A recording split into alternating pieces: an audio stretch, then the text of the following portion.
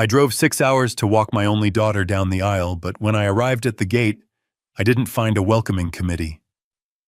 I found a security guard holding a laminated photo of my face with a thick red line drawn through it. Beneath my picture were 4 words that ended my fatherhood forever.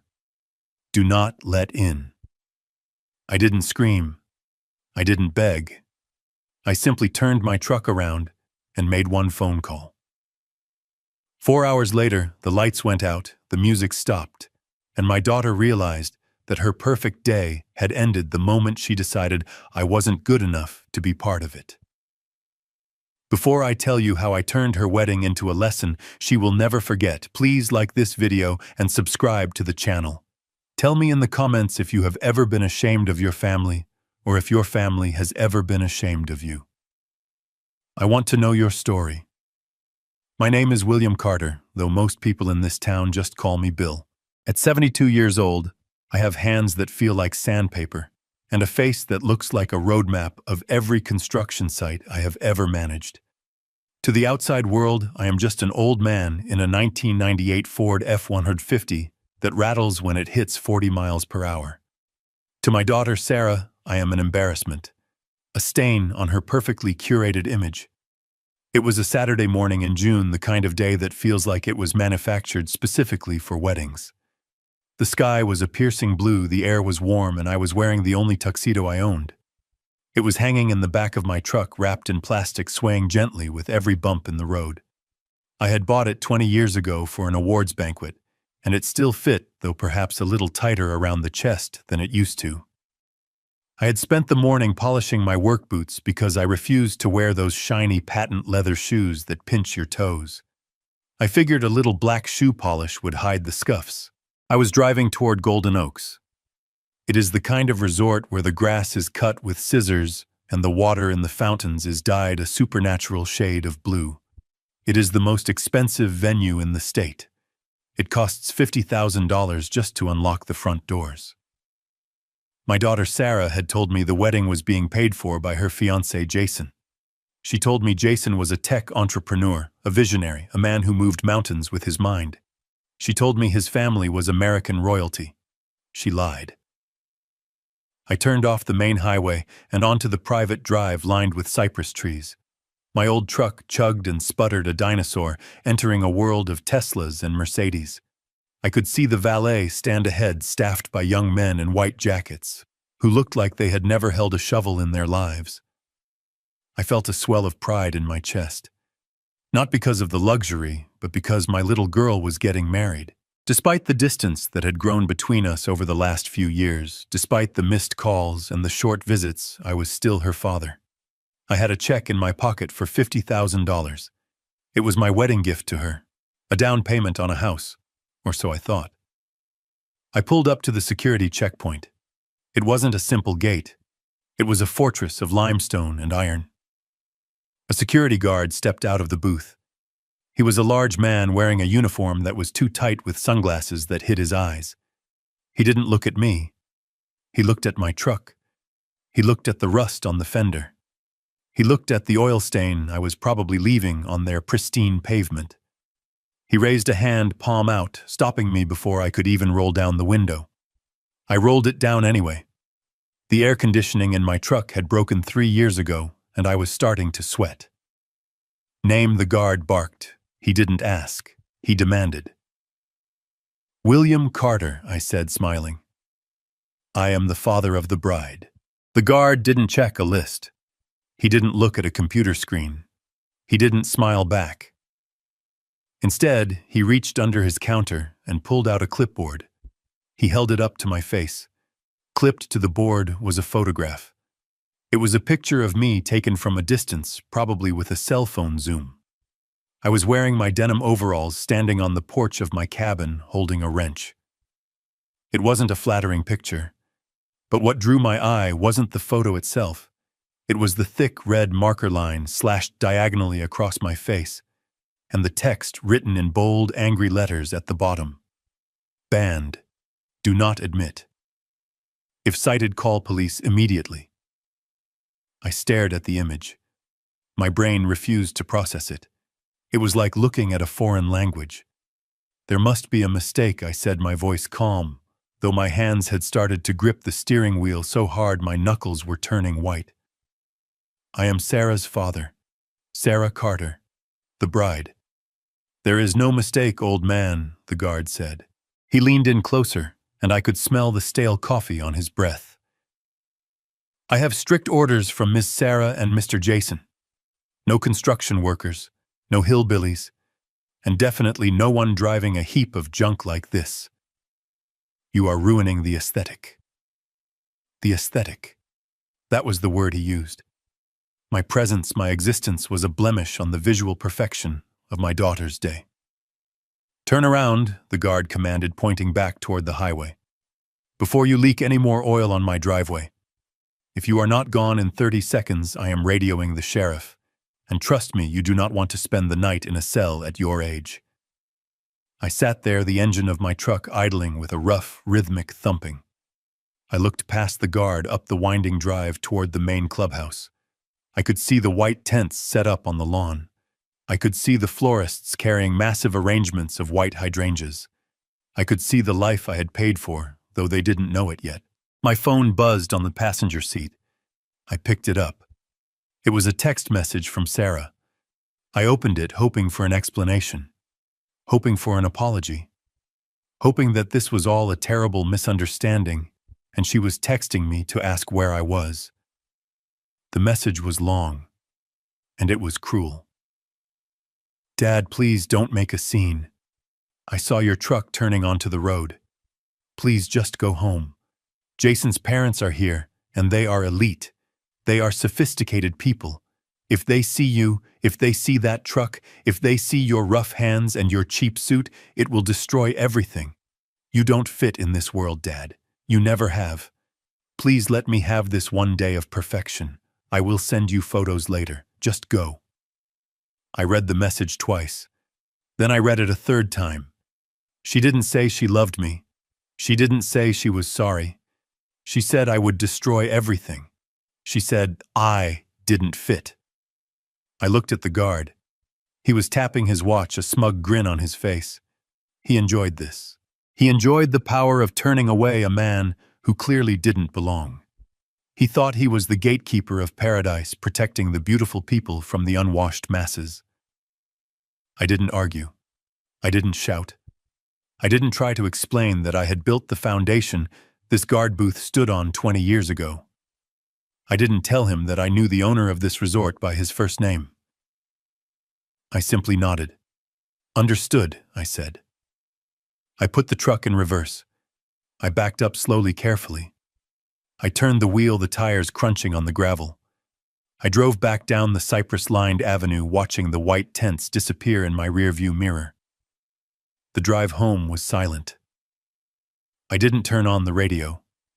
I needed the silence to think.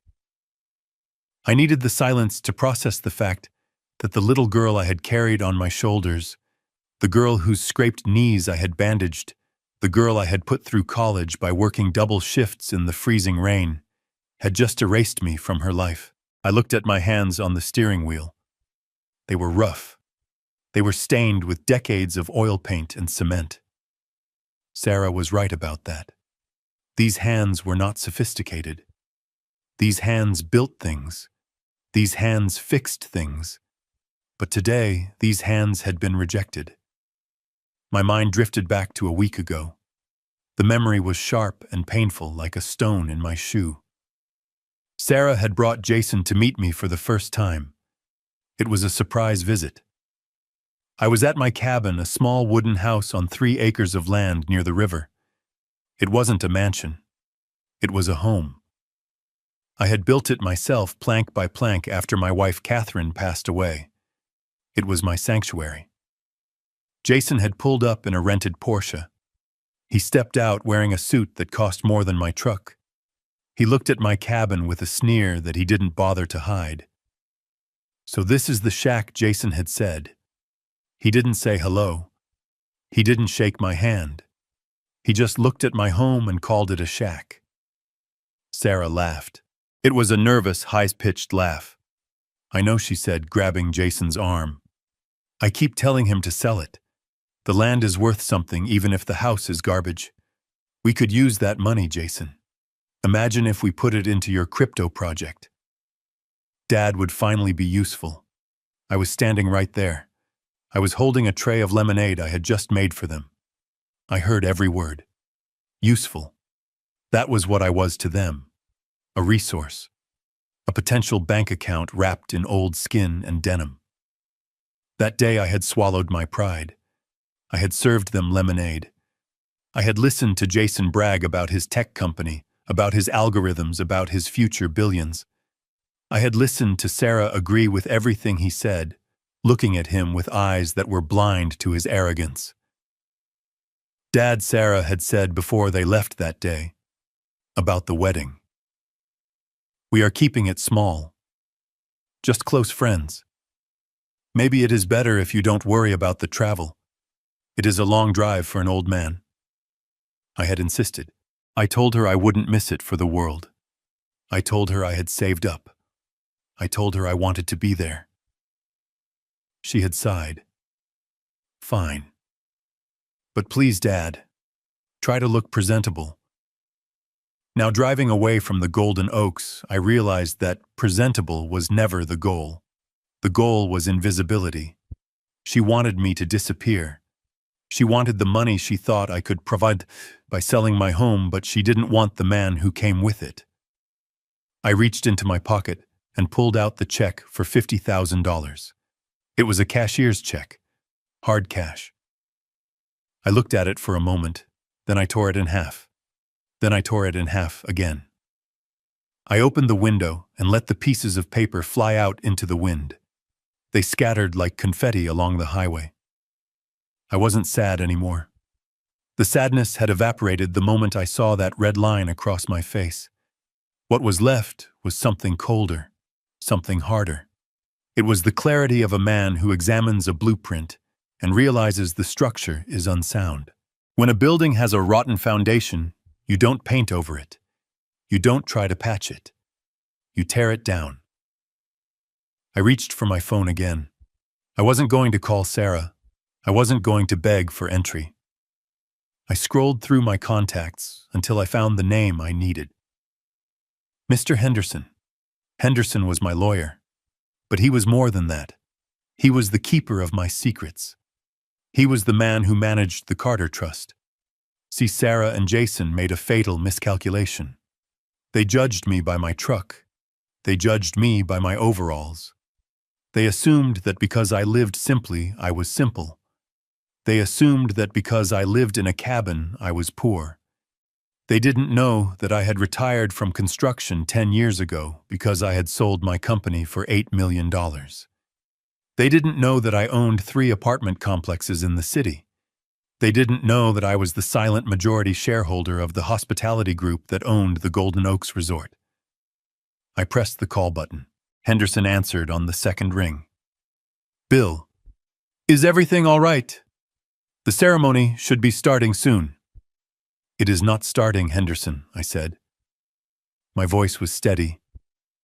I want you to pull the file on the Golden Oaks event for today. The Sarah Carter and Jason Miller wedding. I have it right here, Henderson said.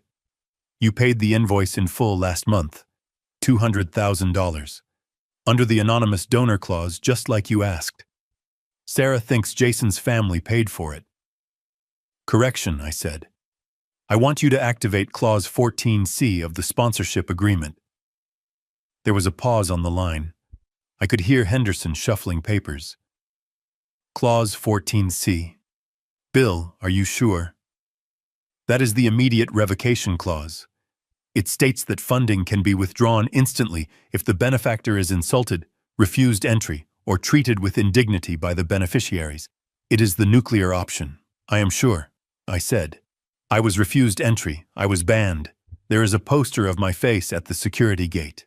Good God, Henderson whispered. His tone shifted from professional to furious. They did what? Shut it down, Henderson. I want you to call the venue manager. I want you to call the catering company. I want you to call the florists. Tell them the credit card on file has been reported stolen. Tell them the funding is pulled. Tell them to stop everything. Right now.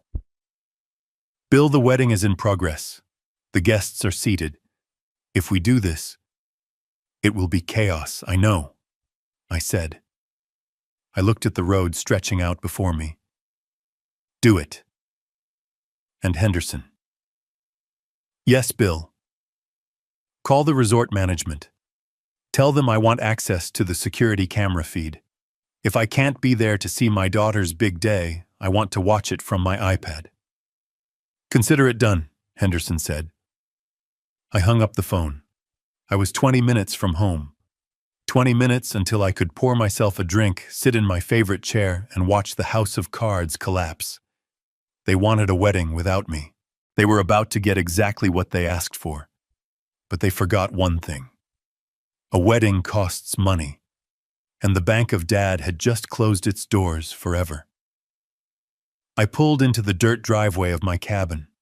The sun was starting to dip lower in the sky, casting long shadows across the porch. It was peaceful here. The river flowed quietly in the distance. The birds were singing. It was a stark contrast to the storm I had just unleashed. I walked inside and didn't even turn on the lights. I went straight to the wall safe behind the painting of the old mill. I spun the dial. Click, click, click. The heavy door swung open. Inside were the deeds, the certificates, the proof of a lifetime of hard labor and smart investments. I took out the folder labeled Sarah. It contained the trust fund documents I had set up for her. A trust that would have given her a monthly allowance for the rest of her life. A trust that would have ensured she never had to worry about bills or rent or medical expenses. I took the folder to my desk. I opened the drawer and took out a red stamp. It was the stamp I used for rejected construction bids. Void. I stamped the first page, then the second, then the third. The sound of the stamp hitting the paper was loud in the quiet room. Thump, thump, thump. It wasn't anger. It was housekeeping. I was cleaning up the mess. I went to the kitchen and poured a glass of whiskey. It wasn't the expensive stuff Jason drank. It was the cheap stuff that burns on the way down. It tasted like truth. I sat down in my leather armchair and opened my iPad. I logged into the secure server for the Golden Oaks Resort. Henderson had worked fast. The login credentials were already in my inbox. I selected the camera feed for the grand ballroom. The image flickered to life. It was magnificent. Crystal chandeliers dripped from the ceiling. Tables were set with gold-rimmed plates and crystal glasses. Waiters were moving through the crowd with trays of champagne. I saw Sarah. She was standing near the head table looking radiant. She was laughing, holding a glass of wine, her other hand resting on Jason's arm. She looked happy. She looked relieved. She thought the problem me had been dealt with. I saw Jason.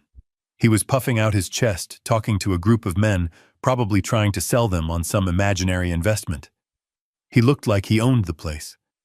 I saw an older couple sitting next to them. A man in a tuxedo and a woman in a sequined gown.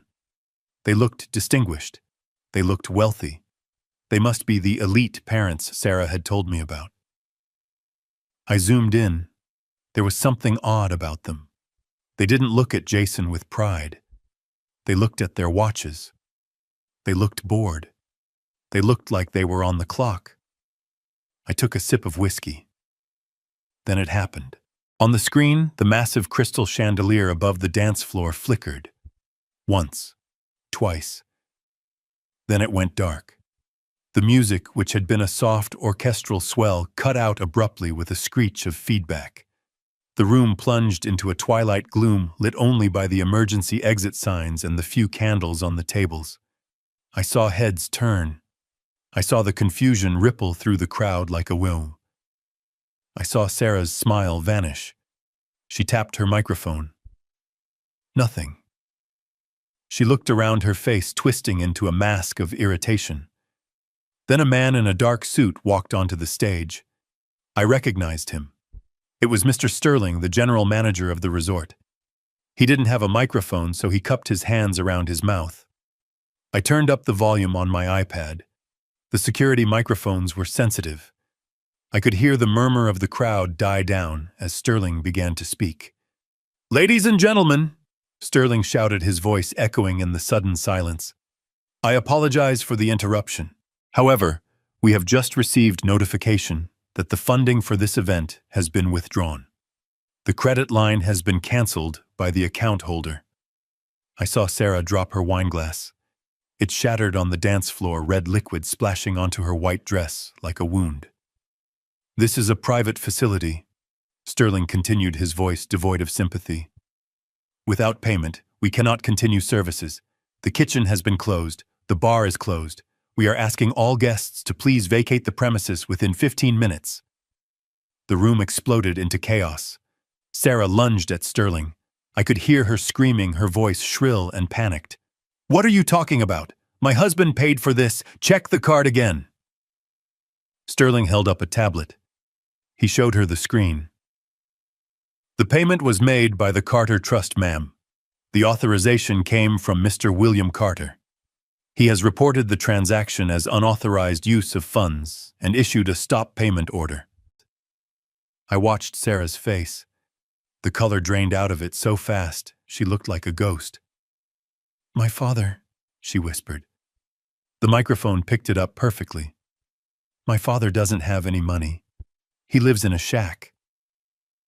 "I don't know about that, ma'am," Sterling said, stepping back to avoid her grasping hands. "I only know that the Carter Trust owns a significant portion of this resort, and Mr. Carter's word is law here. You have 14 minutes left." I took another sip of whiskey. The burn was good. This was just the beginning. The lights were out, but the real show was about to start. Sarah was about to learn that when you ban the man who built the foundation, the whole house comes crashing down. I stepped inside the cabin and let the heavy oak door click shut behind me. The silence was immediate and absolute. I did not reach for the light switch. I did not need to see the worn rug or the chipped paint on the walls to know where I was. I knew every inch of this floor because I had laid it myself 40 years ago. My eyes adjusted to the gloom, the moonlight filtering through the dusty blinds, casting long, jail bar shadows across the room. To anyone looking through the window, this was just the sad, dark living room of a lonely widower who had nothing left but memories. They were wrong. I walked through the shadows to the study at the back of the house. There was a painting on the far wall, a simple watercolor of the lake my wife Catherine had painted 3 months before she died. I moved it aside gently, my fingers brushing the frame with a habit born of grief. Behind it sat a Titan steel safe bolted directly into the load-bearing studs of the house. It was cold to the touch. I spun the dial. Left to 24, right to 10, left to 72. The numbers were the date I laid the first brick of my first company. The tumblers clicked into place with a sound like a loaded gun. I pulled the heavy handle down. The door swung open, and the smell of old paper and cold steel filled the room. Inside, there were no stacks of cash. There were no gold bars. There was something far more dangerous. Information. I pulled out a leather-bound portfolio. I set it on the desk and turned on a single small brass lamp. The pool of yellow light illuminated the documents that Sarah believed did not exist. The first document was a deed. Not for this cabin, but for the Skyline Heights apartment complex downtown. 300 units, fully occupied, debt-free. I turned the page. A majority shareholder certificate for Carter Construction Holdings. The company I supposedly sold for scraps, but actually converted into a passive income empire that generated $40,000 a month in dividends alone. My daughter thought I lived on a pension check and Social Security. She thought the reason I drove a 20-year-old truck was that I couldn't afford a new payment. She never understood that wealth isn't loud. Wealth is quiet. Wealth is having the freedom to not care what a security guard thinks of your boots. Then I reached for the blue folder, the one that mattered tonight. I opened it. On the top was the invoice for the Golden Oaks Resort wedding package, $212,000, paid in full via wire transfer 3 months ago. At the bottom of the page was a signature line. It did not say Jason Miller. It did not say the Miller family. It was signed William Carter, and right next to it was the addendum I had insisted on. The privacy clause. It stated that the source of the funding must remain anonymous to the bride and groom unless a breach of contract occurred. I ran my thumb over the signature. Sarah had called me crying months ago, saying Jason's funds were tied up in overseas investments, and they needed a deposit to secure the date. She had lied. Jason didn't have funds tied up. He was broke. I knew because I had run a credit check on him the day they got engaged. I had paid for this wedding not because I was a fool, but because I wanted my daughter to have her dream even if she was marrying a nightmare. I had saved her from humiliation. I had covered her fiancé's lies. I had literally paved the road she was walking on today. And her thank you was a photo of my face at the security gate telling the world I was unwanted trash. I dug deeper into the safe and pulled out one last document. It was a commercial lease agreement. It was the master lease for the land the Golden Oaks Resort stood on. I had bought the acreage 30 years ago when it was just swamp and timber. I leased it to the resort management company on a 99-year term. I wasn't just the man who paid for the party. I was the landlord of the very soil Sarah was standing on right now. If I wanted to, I could technically evict the entire resort, though that would take months of court battles. But I didn't need to do that. I just needed to stop the music. I looked at the papers spread out under the lamp. They were proof of a life spent building, saving, and protecting. They were the legacy I had built for Sarah, and tonight she had rejected the builder but tried to keep the building. I looked at the clause again. Clause 14C, breach of conduct. It gave the benefactor the right to terminate the event immediately if the venue or the guests acted in a way that dishonored the donor. Banning the man who wrote the check was definitely a dishonor. I wasn't just an old man in a truck anymore. In this room under this lamp, I was the institution. I was the bank. I was the CEO. And I was about to call in a debt that could not be paid. I closed the folder. The sound was final. It was the sound of a gavel hitting the block. It was time to make the call. I reached into the bottom drawer of my desk, past the old blueprints and the faded tax returns from 1999. My hand closed around a thick manila envelope that had been delivered to my doorstep 3 days ago via private courier. It had no return address, just a red stamp that read confidential. I had resisted opening it until now. A part of me, the part that was just a father who wanted to walk his little girl down the aisle, had wanted to believe the fairy tale. I wanted to believe that Jason really was the tech visionary Sarah claimed he was. I wanted to believe that she had found a partner who could provide for her the way I always had. But the builder in me, the man who knows that you never pour concrete until you have tested the soil, knew better. I had hired Reynolds, the best private investigator in the state, a month ago, when Sarah started asking me for large sums of cash to cover investment opportunities Jason had found. I pulled the tab on the envelope. The sound of the paper tearing was sharp in the quiet room. I slid the contents out onto the desk right next to the deed to the resort. It was a dossier. A thick stack of paper clipped together, smelling of toner and cold hard facts. The first page was a summary. A background check on one Jason Alexander Miller. I scanned the basic information. Date of birth, social security number, last known address. It wasn't the penthouse apartment Sarah had bragged about. It was a sublet in a transient neighborhood near the airport. Then I got to the employment history. Sarah had told me Jason was the CEO of a company called Nebulous Systems. She said they were revolutionizing the blockchain. She used words like synergy and disruption. I looked at the report. Reynolds was thorough. Occupation, unemployed. Previous employment, shift supervisor at a car rental agency, terminated for cause. Sales associate at a cell phone kiosk, quit after 3 months. There was no Nebulous Systems. There was no tech empire. There was just a website registered on a free domain host 3 months ago, populated with stock photos of people shaking hands in glass conference rooms. The CEO headshot wasn't even Jason. It was a model from a stock image library. I turned the page and felt a cold knot tighten in my stomach. The financial section. This was where the fairy tale turned into a horror story. Jason didn't have millions. He had debt. Massive, suffocating, life-ending debt. The report listed judgments from 3 different credit card companies totaling over $80,000. But that was the clean debt. That was the debt you handle in bankruptcy court. The next page listed the dirty debt. Reynolds had dug deep. He had found the gambling records. Atlantic City. Online sports betting sites based in the Caribbean. Underground poker rooms in the city. Jason was a gambler, and he was a bad one. Total estimated liabilities to unlicensed lenders, $540,000. I stared at the number.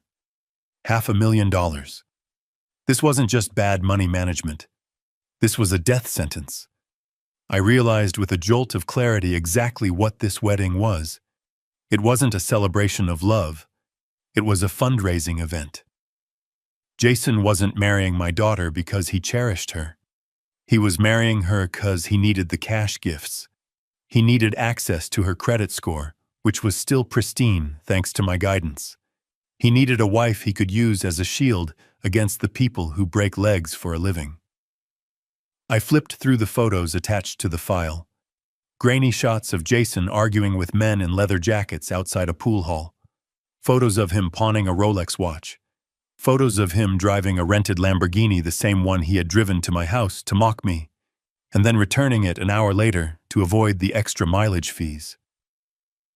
He was a hollow man.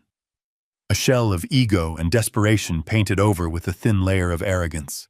And my daughter, my smart, ambitious Sarah, had fallen for it, hook, line, and sinker. She had looked at his rented suit and his leased car and seen a prince. She had looked at my paid-for truck and my paid-for land and seen a peasant. I felt a surge of anger so hot it made my vision blur. I wanted to drive back to the resort, kick down the doors, and drag him out by his collar. I wanted to expose him right there in the middle of the dance floor. But then I turned the page to the section titled The Parents. This was the knife twist. This was the part that turned my anger into something freezing cold. Sarah had been so specific about Jason's parents. She had told me they were old money. The type of people who summer in the Hamptons and winter in Aspen. She said they were sophisticated, cultured, the kind of people who wouldn't understand a man like me. That was her justification for the sign at the gate. She was protecting their delicate sensibilities from the sight of her blue-collar father. I looked at the dossier. Reynolds had identified the couple sitting at the head table right now. The man was not an oil tycoon. His name was Gary. He was a retired high school drama teacher who did local commercials for car dealerships. I recognized him now. He was the guy who yelled about low financing rates on the local cable channel at 2 in the morning. The woman was not a socialite. Her name was Linda. She was a former hostess who picked up extra work through a casting agency for distinguished seniors. Booking fee, $200 per hour plus meals. I leaned back in my chair, the leather creaking under my weight. The silence of the cabin felt heavy, pressing against my eardrums. My daughter had abandoned her real father, the man who had held her hand when she got stitches, the man who had paid for her braces, the man who had taught her how to ride a bike to make room for 2 actors hired from a catalog. She had traded flesh and blood for props. She was ashamed of me. She was ashamed of the sawdust on my clothes and the calluses on my hands. She wanted a fantasy so badly that she was willing to cut out the only real thing in her life to get it. The anger I had felt moments ago began to recede, leaving behind a vast, empty pity. It was a cold, clinical pity. I looked at the photo of Sarah clipped to the file. She looked so happy in the picture, oblivious to the shark swimming next to her. She thought she had won the lottery. She thought she was ascending into the elite class. She was actually walking into a trap, Jason was going to drain her dry. He was going to take every penny I had given her over the years. He was going to ruin her credit mortgage, her future, and leave her with nothing but debt and regret. If I went there now and stopped the wedding by force, she would hate me. She would say I was jealous. She would say I was trying to ruin her happiness. She wouldn't believe the dossier. She would say I forged it. She was too deep in the delusion. I realized then that I couldn't save her from the fall. I could only choose when to pull the safety net away. She had called me a simple man. She had mocked my intellect. She thought she was smarter than me because she worked in marketing and I worked in dirt. But she couldn't see a con artist standing 3 feet in front of her. I picked up the photo of the fake parents again, Gary and Linda. They were probably eating the lobster thermidor I had paid for right now. They were drinking the vintage champagne I had authorized. They were playing their roles perfectly, smiling and nodding, checking their watches, waiting for their shift to end so they could collect their check and go home. And Sarah. She was beaming at them, desperate for their approval, desperate to be accepted into a family that didn't exist. It was pathetic. It was the most tragic thing I had ever seen. My eyes moved to the bottom of the dossier where Reynolds had stapled a printout of Jason's text messages. He had managed to clone Jason's phone for a brief window. The texts were from yesterday. From Jason to a contact named Vinny, "Don't worry about the payment.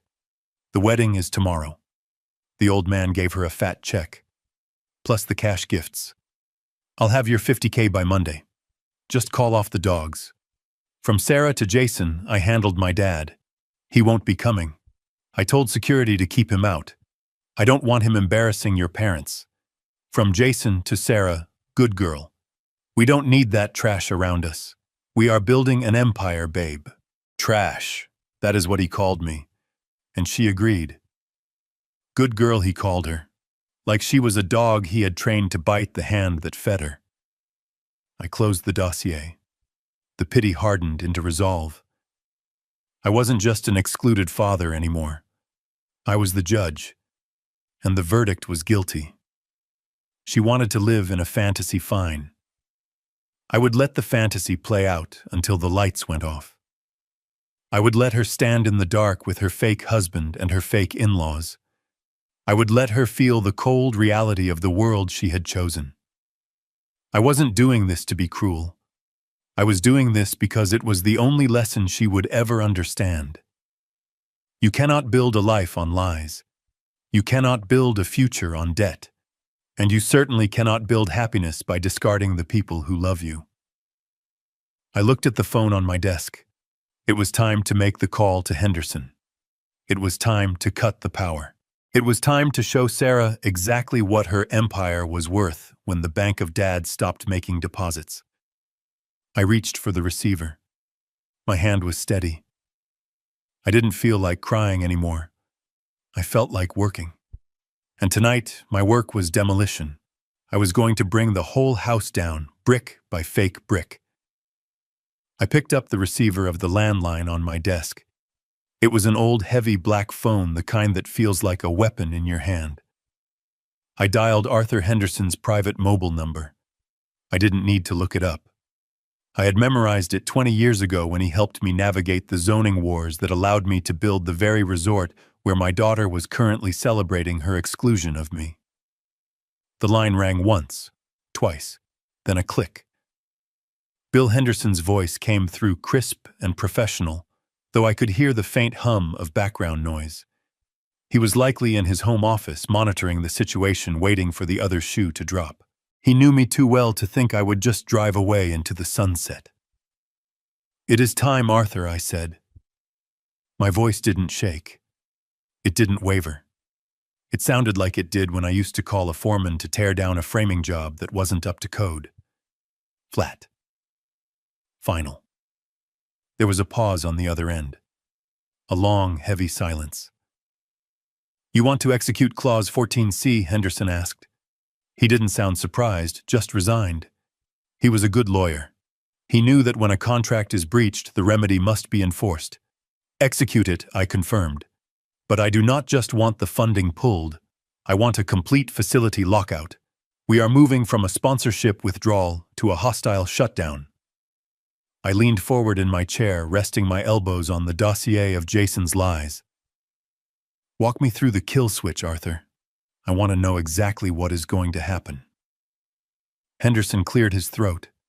I could hear the rustle of papers. All right, Bill. I have the master control agreement for Golden Oaks open. As the majority shareholder of the holding company, you have executive override on all facility operations. Step 1 is the financial severance. I am logging into the merchant portal right now. I waited. I took a sip of whiskey. Done, Henderson said. The master account linked to the event has been frozen. The credit limit has been set to 0. Any further charges attempted by the venue staff for drinks overtime or incidentals will be declined instantly. The open bar tab is now a dead account. Good, I said. Now the infrastructure. I want the room dead, Arthur. I am contacting the facility manager Dave on the other line, Henderson said. His voice was typing as he spoke. I am issuing a code red override. This instructs the engineering team to isolate the power grid for the grand ballroom. We are not cutting the emergency lights. We don't want a lawsuit for injuries, but the main stage power, the audio-visual circuits, and the atmospheric lighting are being cut. How long, I asked. 90 seconds, Henderson replied. Dave is at the breaker panel. He is just waiting for my confirmation code. Give it to him, I said. And the sound. The sound system is on a separate loop, Henderson explained. We are remotely revoking the digital license for the DJ's interface. His console is going to lock up. The microphones will mute. The speakers will cut. Silence, Bill. Absolute silence. And the food, I asked. I paid $50,000 for a 5-course meal. I don't want Jason or his fake parents taking a single bite of the entree. The catering manager is getting the call now, Henderson said. The order is to cease service immediately. The waitstaff is being instructed to clear the tables. If the food hasn't been served, it stays in the warming ovens. If it is on the table, it gets bussed. The contract states that upon funding cancellation, all unconsumed inventory remains the property of the vendor. They aren't going to feed a party that isn't paying. I looked at the screen of my iPad. The party was still in full swing. Sarah was laughing. Jason was pouring champagne. They looked so secure, so untouchable. One more thing, Arthur, I said. The honeymoon suite.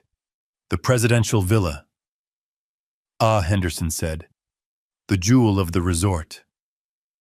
Lock it out, I ordered. I want their keycards deactivated. I want the reservation wiped from the system. I want security to flag their names. If they try to go up there tonight to hide or to sleep, or to consummate this farce of a marriage, I want the red light to flash on the door. I want them standing in the hallway with their luggage, realizing they have nowhere to go. It is done, Bill Henderson said softly. I just sent the command to the central server. The keys are plastic scrap. The room has been released back into inventory. I took a deep breath. It was a strange sensation wielding this kind of invisible power. I wasn't shouting. I wasn't making a scene. I was sitting in a dark cabin miles away, flipping switches that would dismantle my daughter's world. It felt like surgery. Necessary, painful, and precise. Bill Henderson said, his voice breaking his professional detachment for a moment. Are you sure? Once I give Dave the final go-ahead on the power, there is no unringing this bell. The humiliation will be public. It will be total. I looked at the photo of me on the clipboard that the guard had held up. Banned. Do not let in. They wanted me out, Arthur, I said. They wanted to erase me. I am just giving them what they wanted. A wedding completely free of my influence. Which means a wedding free of my money, my property, and my protection. I understand, Henderson said. Executing sequence now. I heard him typing furiously. Financials terminated, he listed off. Catering stop order issued. Security alerted to remove unauthorized guests once the contract is voided, and power cut initiated. I watched the screen. It's happening, Henderson said. Goodbye, Bill. Call me if you need bail money, though I suspect Jason is the one who will need it. I hung up the phone. I stared at the iPad. The delay on the feed was only a few seconds. I saw the moment the order hit the system. I saw the chandeliers flicker. I saw the lights die. I saw the darkness swallow the room, leaving only the terrified faces illuminated by the flickering candles. It was done. The builder had pulled the cornerstone. Now I just had to watch the collapse. I poured another 2 fingers of whiskey into my glass and leaned closer to the iPad screen. The feed from camera 4 offered a panoramic view of the grand ballroom, a high-angle shot that made the guests look like chess pieces on a very expensive board. It was a scene of absolute manufactured perfection. The floral centerpieces were towering sculptures of white orchids and hydrangeas costing $300 a table. The linens were crushed velvet in a shade of champagne that Sarah had insisted was essential for the ambiance. The light from the crystal chandeliers refracted through the room, creating a shimmering golden haze that softened the edges of reality. It was beautiful, it was expensive, and it was entirely fraudulent. I zoomed in on the head table. There was Jason standing up holding a flute of Dom Perignon. Even through the digital feed, I could see the sheen of sweat on his forehead. He was in his element, or at least the element he desperately pretended to belong to. He was wearing a tuxedo that fit him a little too well, likely tailored within an inch of its life to hide the fact that he was a man crumbling under the weight of $500,000 in debt. He was gesturing expansively with his free hand, addressing a group of men at the adjacent table. These weren't friends. I recognized one of them. It was the local Lexus dealer. Jason wasn't celebrating his marriage. He was networking. He was pitching. I turned up the volume on the iPad. The ambient noise of clinking silverware and polite laughter filled my quiet cabin. I could catch snippets of Jason's voice, loud and brash, cutting through the murmur. Blockchain integration, he was saying, pumping his fist slightly. We are talking about a paradigm shift in how assets are liquidated. Nebulous Systems isn't just a company, gentlemen. It is a movement. You get in on the ground floor now, and in 6 months you are looking at a 10x return. Conservative estimate. He took a swig of champagne, not sipping it like a gentleman, but gulping it like a man who needed the liquid courage. He looked manic. His eyes darted around the room, scanning the exits, scanning the faces, perhaps looking for the debt collectors he knew were circling. But to the room, he was the picture of young, aggressive success. He was selling the dream, and everyone was buying it because the venue was so opulent, the wine was so good, and the lie was so pretty. Then the camera panned slightly to the left, and I saw Sarah. My heart didn't break. It had already broken at the gate. Now it just felt heavy like a stone sinking in mud. She looked radiant. Her dress was a Vera Wang custom-designed silk and lace costing more than my first car. She had her hand resting on the table displaying the diamond ring Jason had bought on credit that was likely secured against her own social security number without her knowledge. She wasn't looking at Jason with love. She was looking at him with triumph. She was scanning the room, her eyes soaking in the envy of her bridesmaids, the approval of the guests, the sheer magnitude of the event. She was smiling the smile of someone who believes they have pulled off the heist of the century. She had successfully exorcised her past. She had scrubbed away the blue-collar stain of her upbringing. There were no rough hands here. No old trucks. No embarrassing fathers in denim. Just gold crystal and the illusion of aristocracy. She turned to the woman sitting next to her, Linda the actress, hired for $200 an hour. Sarah leaned in and whispered something, laughing softly. Linda laughed back, a practiced hollow sound, and patted Sarah's hand. It was a performance within a performance. Sarah was desperate for this woman's approval, desperate to be accepted by this fake matriarch of a fake dynasty. She was preening under the attention of a stranger she thought was her mother-in-law. It was excruciating to watch. It was like watching a child play house in a building that was on fire. I watched as a waiter approached the head table with a silver tray. He placed a plate of filet mignon in front of Jason. I knew that steak. It was Japanese A5 Wagyu, $80 a pound. I had approved the invoice myself. Jason picked up his knife and fork, sawing into the meat with an aggression that betrayed his nerves. He ate quickly, almost frantically, as if he was afraid someone was going to snatch the plate away before he could finish. Sarah took a delicate bite of her lobster. She looked around the room again, her gaze lingering on the empty chair at the back of the room where I should have been sitting. But she didn't look sad. She looked relieved. She raised her glass in a silent toast to herself. She had done it. She had curated her life to perfection. I looked at the timestamp on the security feed. It was 7:42 p.m. Henderson had said the kill switch would execute in 90 seconds. That was 2 minutes ago. The delay in the feed meant it was happening right now. In the video, Jason stood up again. He tapped his glass with a spoon. The sharp pinging sound echoed through the iPad speakers. The room quieted down. He adjusted his bow tie, puffing out his chest. He looked like a rooster crowing on a pile of debt. "I want to propose a toast," Jason announced, his voice booming. "To the future, to building empires, and to family, the kind of family that matches our ambition." Sarah beamed. She looked up at him, her eyes shining with tears of joy. She truly believed she had won. She believed this moment was the start of her golden age. I took a sip of my cheap whiskey and swallowed it down. "Enjoy the toast, Jason," I whispered to the empty room. "Because you are about to find out that empires built on other people's money have a nasty habit of collapsing when the rent comes due." On the screen, the massive crystal chandelier above their heads gave a sudden, violent flicker. It wasn't a subtle dimming. It was a spasm. The light surged brighter for a fraction of a second, illuminating the greed and the fear on Jason's face in harsh white clarity. And then everything went black. The darkness wasn't just an absence of light. It was a physical weight that dropped onto the room with the force of a hammer. For 3 seconds, there was absolute silence. No breath, no movement, just the shock of a world that had suddenly ceased to exist. Then the screaming started. It wasn't the scream of people in mortal danger. It was the scream of entitlement being denied.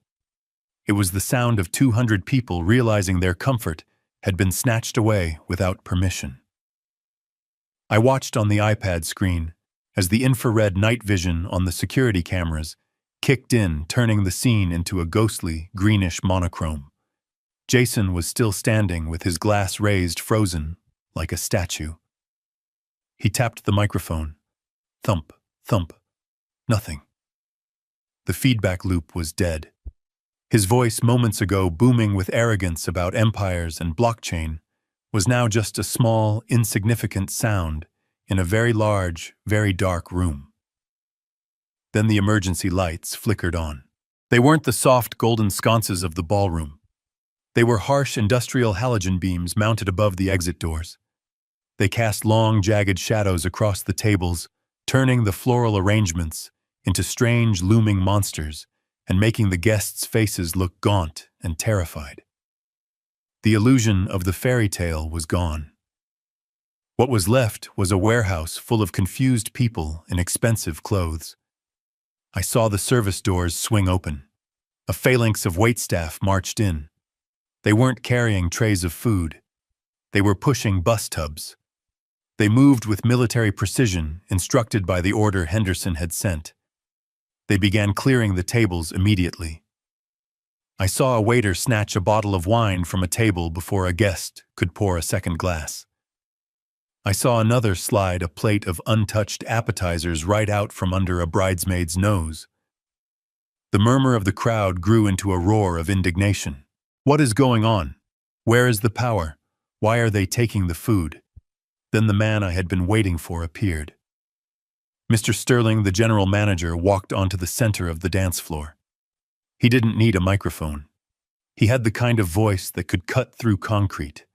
He held a tablet in one hand and a megaphone in the other, though he didn't raise it yet. He looked up at the head table directly at Jason and Sarah. "Ladies and gentlemen," Sterling shouted. The room quieted down, not out of respect, but out of confusion. "May I have your attention, please? This event has been terminated effective immediately." Sarah stood up so fast her chair fell over backward with a loud crash. She navigated through the gloom, her white dress looking gray in the emergency lighting.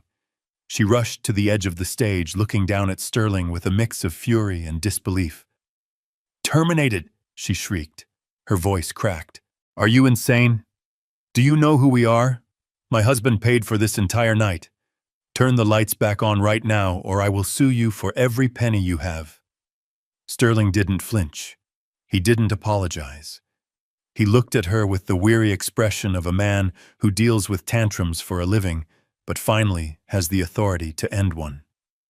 "Mrs. Miller," Sterling said, his voice projecting clearly to the back of the room.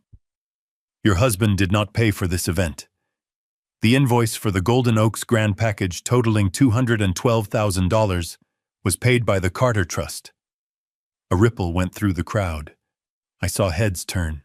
People were whispering. "Carter, isn't that her maiden name?" Sarah froze. "The Carter Trust, that's my father. But that's impossible. He doesn't have that kind of money. He's a construction worker." "I cannot speak to your father's profession, ma'am," Sterling said, tapping his tablet screen. "I can only speak to the fact that William Carter is the account holder. And 10 minutes ago, Mr. Carter issued a formal stop payment order on all funds associated with this event, due to a breach of contract." "Breach of contract?" Sarah stammered. She looked back at Jason, who had slumped into his chair, his face buried in his hands. "What breach?"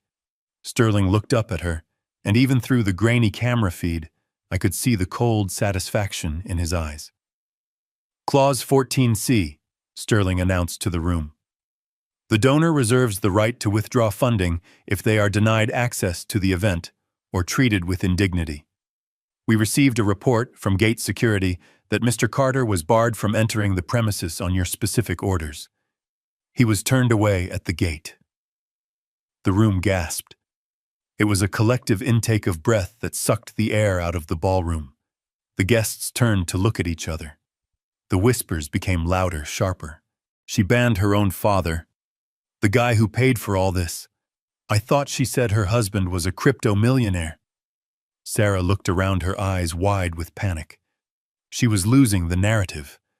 The story she had spun for years, the story of the self-made woman marrying the tech genius, was unraveling in real time. "That's a lie," she screamed, pointing a trembling finger at Sterling. "My dad is a broke old man. He lives in a shack. He couldn't pay for a coffee, let alone this wedding. Jason paid. Jason, tell them."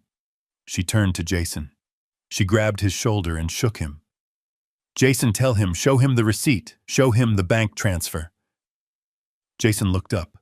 His face was pale, slick with sweat. He looked like a cornered animal. He didn't look at Sarah. He looked at the exit signs. "Jason," Sarah whispered. The microphone on the head table had been cut, but the ambient mics caught her voice perfectly. "Why aren't you saying anything?" Jason stood up slowly. He adjusted his jacket, but his hands were shaking so bad he couldn't straighten the lapels. "There was a mix-up with the bank," Jason mumbled. It was weak. It was pathetic. "My funds are overseas. The transfer must have bounced. I told your dad to cover the deposit just in case." "The deposit?" Sterling laughed. It was a harsh, dry sound. "Mr. Miller, the Carter Trust paid the full balance 3 months ago. You haven't paid a dime. In fact, the credit card you put on file for incidentals was declined an hour ago for a $10 charge at the lobby bar." The humiliation was total. It was absolute. 200 people watched as the golden boy crumbled into dust. The man who claimed to be building empires couldn't even buy a cocktail. Sterling raised the megaphone now. He wasn't talking to Sarah anymore. He was talking to the crowd. "The kitchen is closed," Sterling announced, his voice amplified and distorted, echoing off the walls like the voice of doom. "The bar is closed. Security is currently escorting the valet staff off the premises. If you want your cars, I suggest you retrieve your keys from the front desk immediately.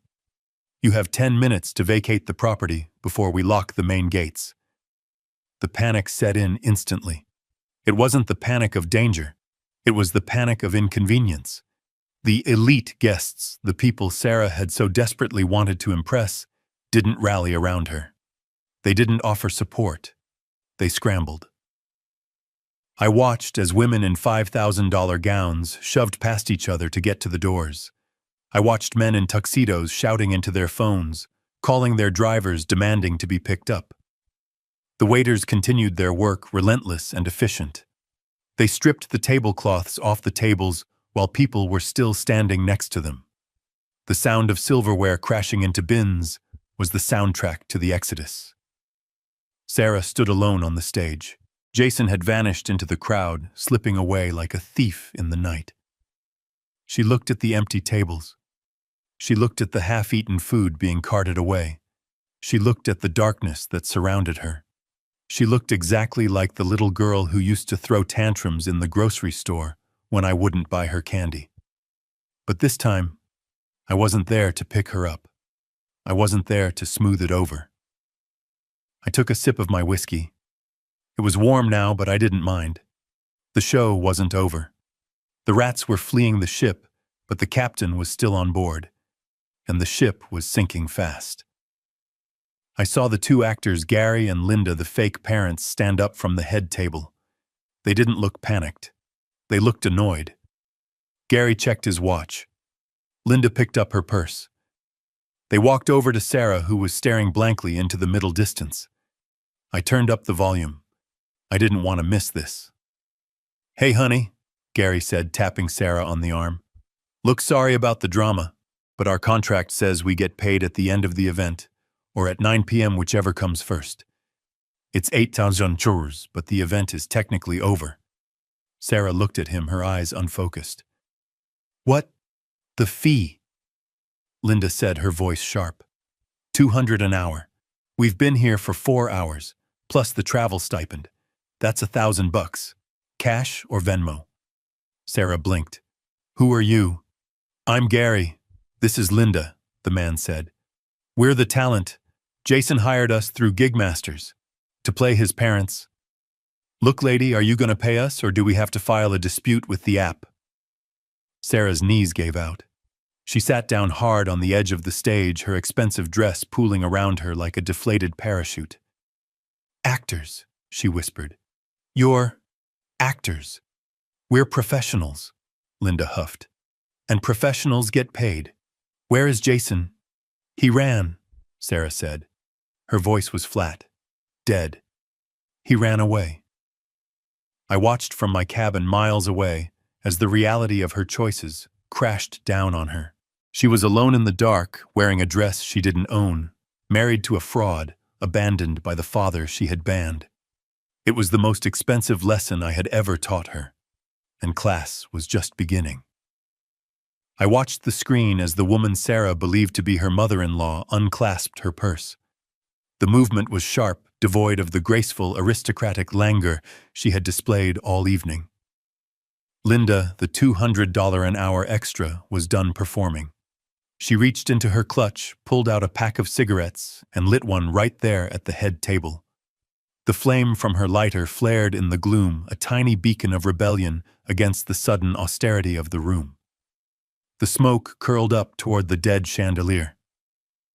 It was the ultimate breach of etiquette in a venue that prided itself on exclusivity, but Linda clearly didn't care about the rules of a game that had just been canceled. She took a long drag, exhaled a gray plume into the face of a stunned bridesmaid, and turned her attention to my daughter. Sarah was still slumped on the stage, her expensive dress pooling around her like a puddle of spilt milk. She looked up at the woman, her eyes wide and wet, seeking comfort. She reached out a trembling hand, perhaps expecting the maternal warmth that Linda had been contracted to provide for the past 6 hours. Mom Clara whimpered. Her voice was thin, barely audible over the murmur of the crowd. Mom, what do we do? Linda looked at her. She didn't smile. She didn't offer a hug. She checked her wristwatch, tapping the glass face with a manicured fingernail. Don't call me Mom, honey, Linda said. Her voice carried. It was a smoker's voice, raspy and hard, nothing like the cultured mid-Atlantic accent she had been using all night. The contract ended at 8 o'clock. It is 8:05. I am off the clock. And frankly, this working environment is unsafe. Sarah blinked, her brain misfiring as it tried to reconcile the woman in front of her with the character she had married into. Contract, Sarah whispered. Gary, the man playing the father, stepped forward. He loosened his bow tie, undoing the top button of his shirt with a sigh of relief. He looked down at Sarah with the expression of a contractor looking at a client whose check had bounced. Look, Lady Gary said, pointing a finger at her. We are professionals. We did the rehearsal dinner. We did the meet and greet. We sat through that hour-long ceremony without yawning once. We held up our end of the deal.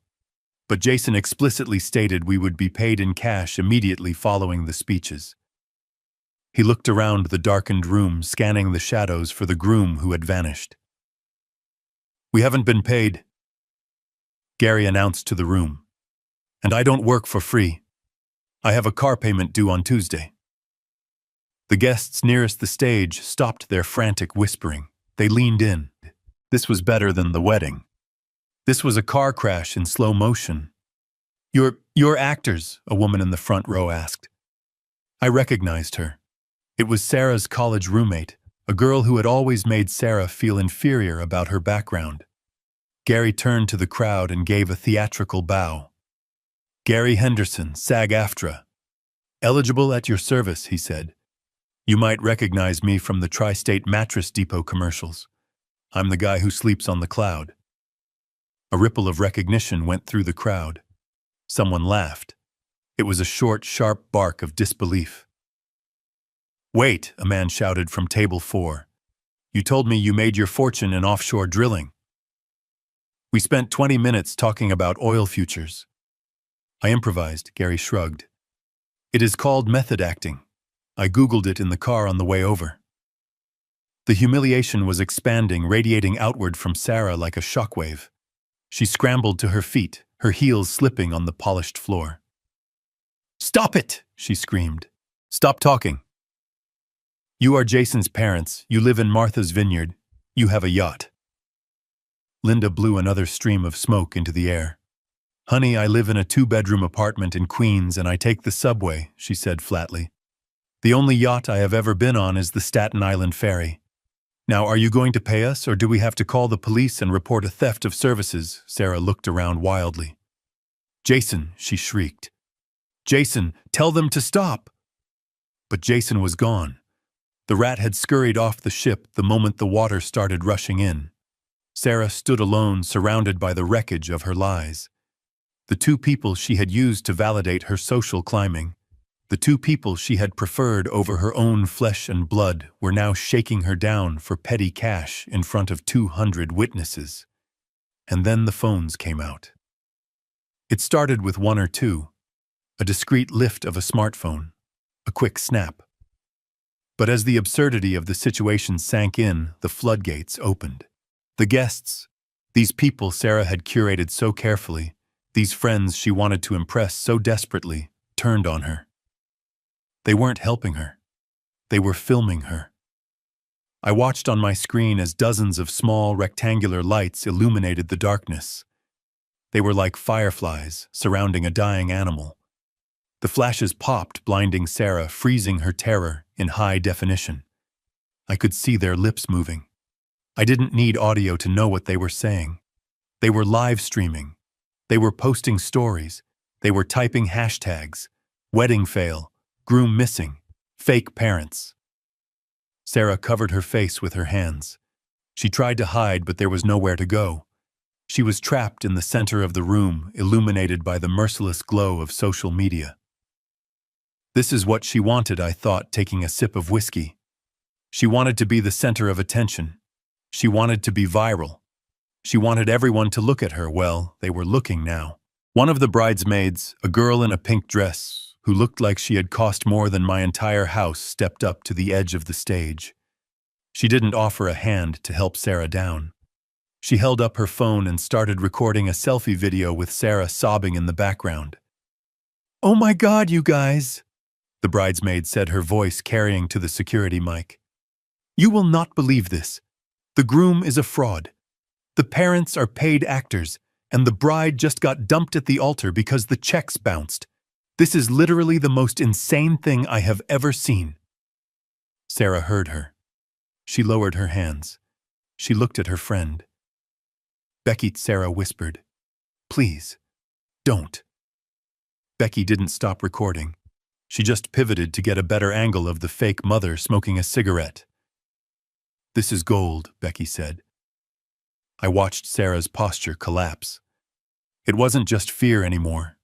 It was the crushing weight of realization. She was realizing that these people weren't her friends. They were an audience, and she had just become the entertainment. Linda stepped closer to Sarah, invading her personal space. "Look, sweetheart," Linda said, her voice dropping to a menacing growl. "Jason owes us $2,000. If he is not here, the debt falls to you. You are the bride. You are the partner. Pay up." "I don't have it," Sarah sobbed. "I don't have any money. Jason handled everything." "Then give me the ring," Linda said. I sat up straight in my chair. What Sarah gasped, clutching her left hand. "The ring," Linda repeated. She reached out and grabbed Sarah's wrist. "It looks like a 2-carat stone. If it is real, it will cover our fee. If it is cubic zirconia, I am going to be very upset." "No," Sarah screamed, trying to pull away. "It is my engagement ring." "It is collateral," Gary added, stepping in to block Sarah's retreat. "Hand it over and we walk. Don't hand it over and we call the cops. Theft of services is a misdemeanor, but with the amount involved here, we might be able to push for grand larceny if we pool our claims." The guests were laughing now. Not a polite titter, but a cruel, raucous laughter. They were cheering for the actors. They were chanting, "Give her the ring, give her the ring." It was a mob dressed in tuxedos and evening gowns. They had been denied their dinner, they had been denied their party, and now they wanted blood. They wanted a sacrifice. Sarah looked at the crowd. She looked at the faces of the people she admired, the people she had banned me to impress, and she saw nothing but mockery. She looked down at her hand. Her fingers were trembling so violently, the diamonds sparked in the gloom. "Fine," she screamed. Take it, and get out." She wrenched the ring off her finger. She didn't hand it to Linda. She threw it. The ring skittered across the floor, spinning like a top. Linda moved with surprising speed for a woman of her age. She snatched it up before it could roll into a vent. She held it up to the beam of an emergency light, squinting at it. "It looks decent," Linda judged. "Probably worth a pawn shop quick sale." She looked at Gary. "We're good." "We're good," Gary said. He looked at Sarah one last time. He didn't say sorry. He didn't say goodbye. He just buttoned his collar, fixed his tie, and slipped back into the character of a man who had better places to be. "Pleasure doing business with you," he said. The two actors turned and marched off the stage, pushing their way through the crowd of jeering guests. They exited through the service doors, vanishing into the night, with the symbol of my daughter's marriage in a pocket next to a pack of cigarettes. Sarah stood frozen. She looked at her bare hand. The pale strip of skin where the ring had been was the only clean thing left on her. The guests began to filter out. Their entertainment concluded. They didn't say goodbye to the bride. They walked past her as if she were a piece of furniture. I heard snippets of their conversations as they passed the microphones. What a disaster. I knew she was trash. Did you see the dad? Or the fake dad? Who even does that? Sarah sank to her knees on the dirty floor of the stage. The flowers were wilting in the heat of the unventilated room. The darkness was absolute now, save for the cruel spotlight of the exit signs. She was alone. Truly, completely alone. I reached for the bottle of whiskey. It was empty. Good, I thought. I didn't need to drink anymore. I needed a clear head for what came next. The destruction phase was over. The foundation had been blasted. The walls had crumbled. Now my daughter was sitting in the rubble. She pulled her knees to her chest and buried her face in her arms. Her shoulders shook. I watched her cry for a minute, 2 minutes, 5. She pulled her phone out of her dress pocket. I saw the screen light up her tear-streaked face. She dialed a number. My phone rang on the desk. I looked at the caller ID. Sarah. I didn't answer. I let it ring. Once, twice, 3 times, she needed to sit in the dark a little longer. She needed to understand that the man she had banned wasn't just a guest she could summon back when the party went wrong. I wasn't a backup plan. The ringing stopped. She lowered the phone. She looked at the screen confused. She wasn't used to me not answering. I had answered every call for 29 years. But tonight, the line was dead. She stood up shaky and unstable on her heels. She looked around the empty room one last time. She realized no one was coming to save her. Jason was gone. The fake parents were gone. The guests were gone. She had to walk out of there on her own 2 feet. I watched her take the first step off the stage. She stumbled, nearly falling, but caught herself on a chair. She kicked off her expensive shoes. She left them there, lying on the floor like dead birds. She started walking toward the exit barefoot. I closed the iPad cover. The screen went black. I knew where she was going. There was only one place left for her to go. I stood up and walked to the front door of my cabin. I unlocked it. But I didn't open it. I left the chain on. She was coming home. But home wasn't a refuge anymore. It was a checkpoint. And this time I was the one holding the list. The phone rang again. It was a shrill, desperate sound that cut through the quiet of my cabin. I looked at the caller ID glowing in the dark. Sarah. I let it ring 4 times. I wanted her to sit in that silence. I wanted her to feel the weight of the distance she had placed between us. On the 5th ring, I picked up. I didn't say hello, I just pressed the phone to my ear and waited. Dad Sarah screamed. Her voice was unrecognizable. It was raw, shredded by hysteria and confusion. Dad. What is happening? The manager says you cut the power. He says you own the trust. Tell them it is a mistake. Tell them to turn the lights back on. I took a slow breath. I looked at the screen where she was pacing back and forth in the dark, clutching her phone like a lifeline. It is not a mistake, Sarah, I said. My voice was calm. It was the voice of a man reading a weather report. I executed Clause 14C. I withdrew the funding. She laughed, a high-pitched, manic sound. You don't have any funding. You live in a shack. You drive a truck that barely runs. Jason paid for this, Jason and his family.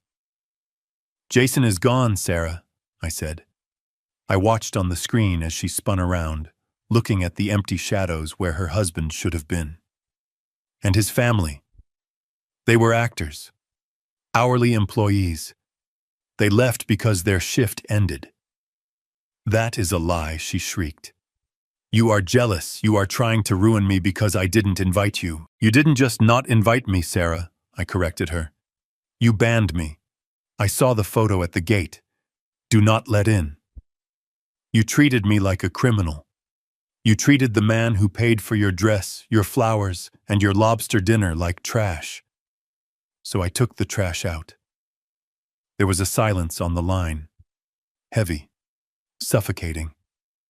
You paid, she whispered. Every penny I said. $212,000. Jason didn't pay a dime. His credit card was declined for a whiskey sour at the lobby bar an hour ago. He is broke, Sarah. He has been broke since the day you met him.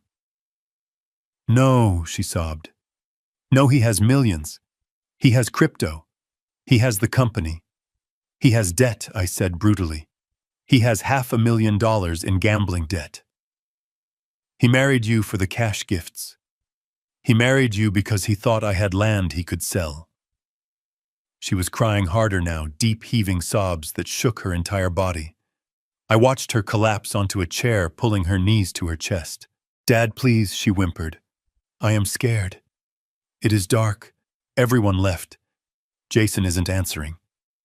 Come get me, please. Bring the truck. I don't care about the truck anymore. Just come get me. I looked at the keys hanging by the door. I looked at the bottle of whiskey. I can't do that, Sarah, I said. Why, she cried. You are my dad, because I am banned, I reminded her. The security guard was very clear. If I show up, he calls the police. I don't want to cause a scene. I am respecting your wishes. Dad, stop it. Stop punishing me. I have no money. They took the car. How am I supposed to get home? You have feet, I said. It is 5 miles. The moon is bright tonight. You want me to walk in a wedding dress. I want you to understand what it feels like to be locked out, I said. I want you to understand that you cannot spit in the face of the hand that feeds you and expect it to keep serving you dinner. Start walking, Sarah.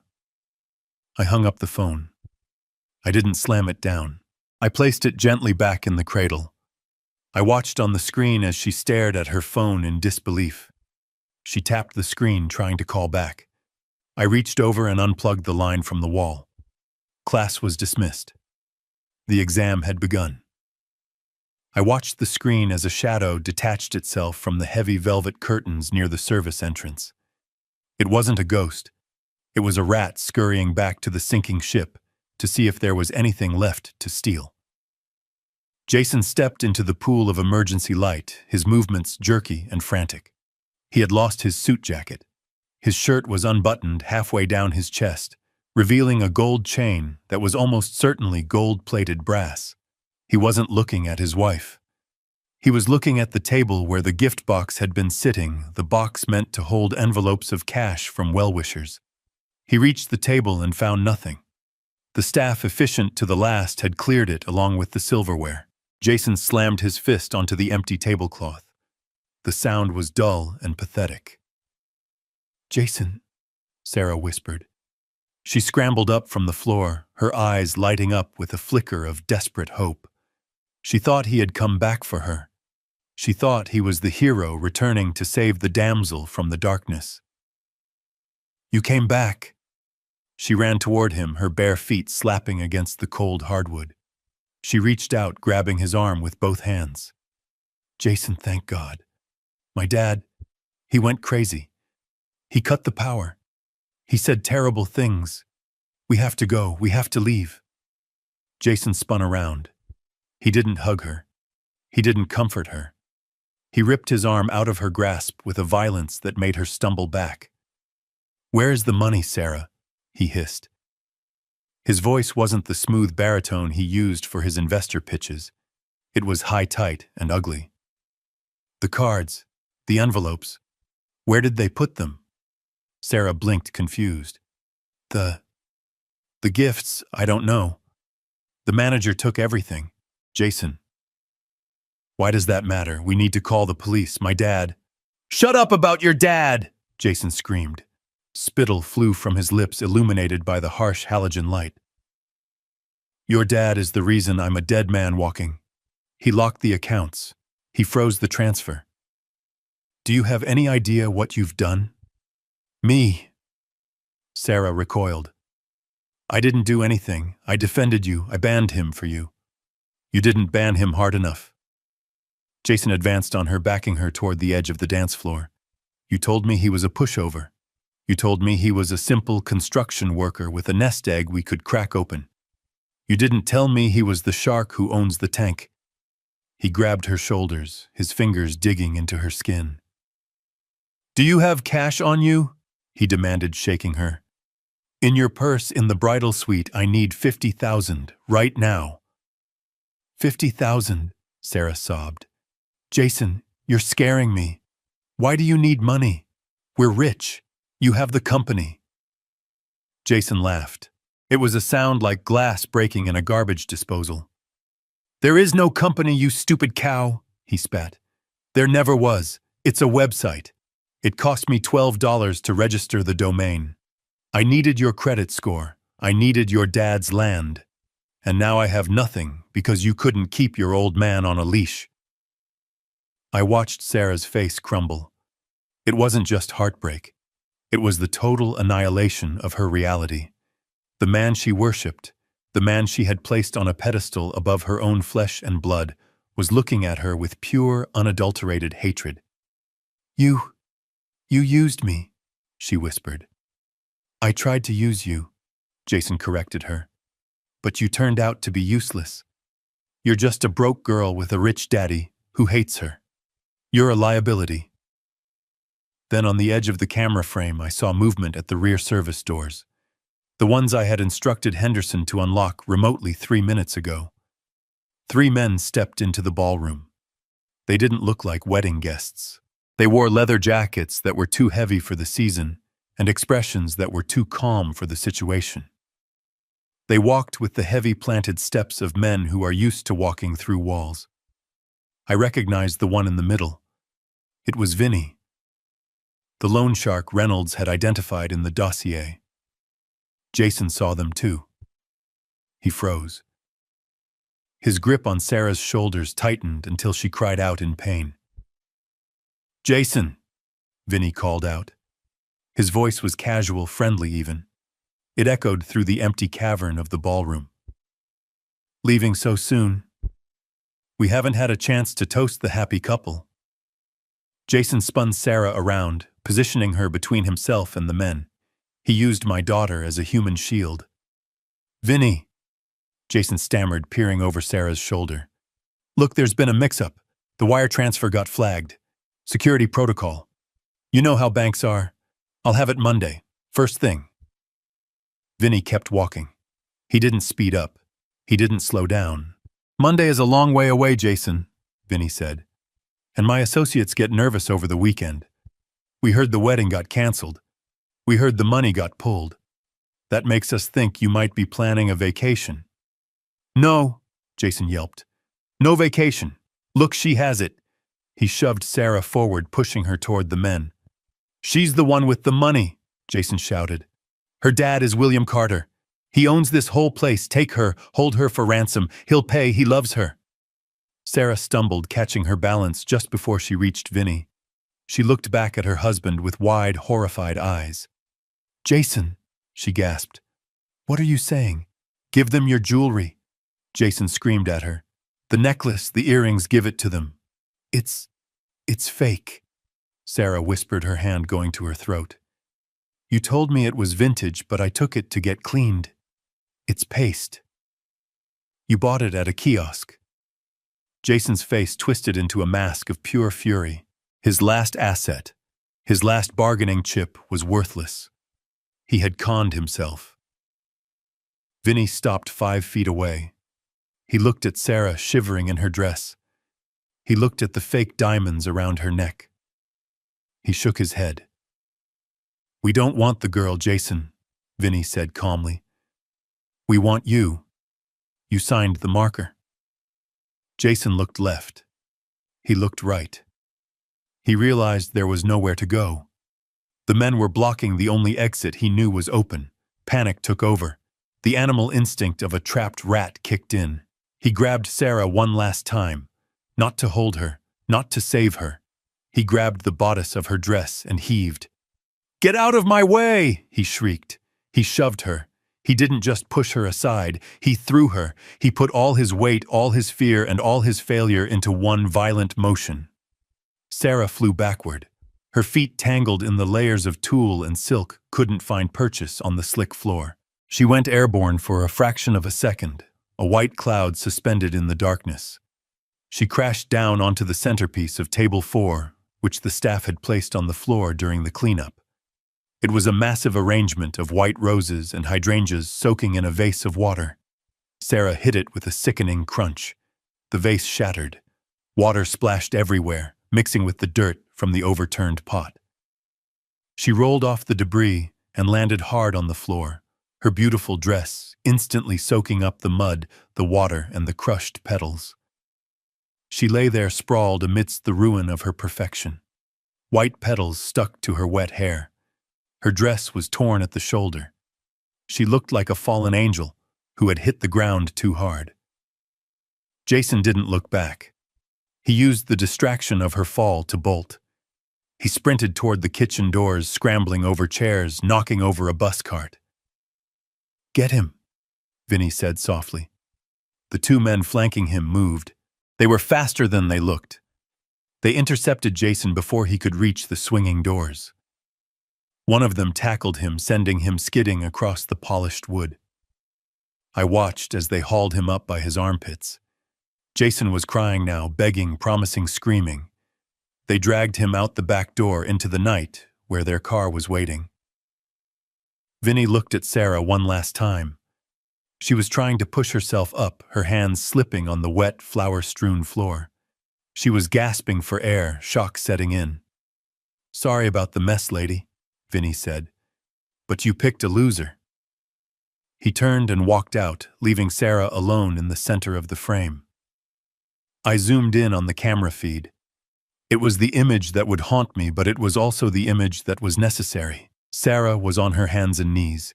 She was surrounded by broken glass and dying flowers. The white dress, the symbol of her vanity and her delusion, was ruined. It was gray, with dirty water, stained green with chlorophyll from the crushed stems. She lifted her head.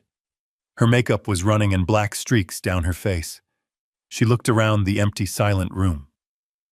"Daddy," she whispered. The microphone picked it up.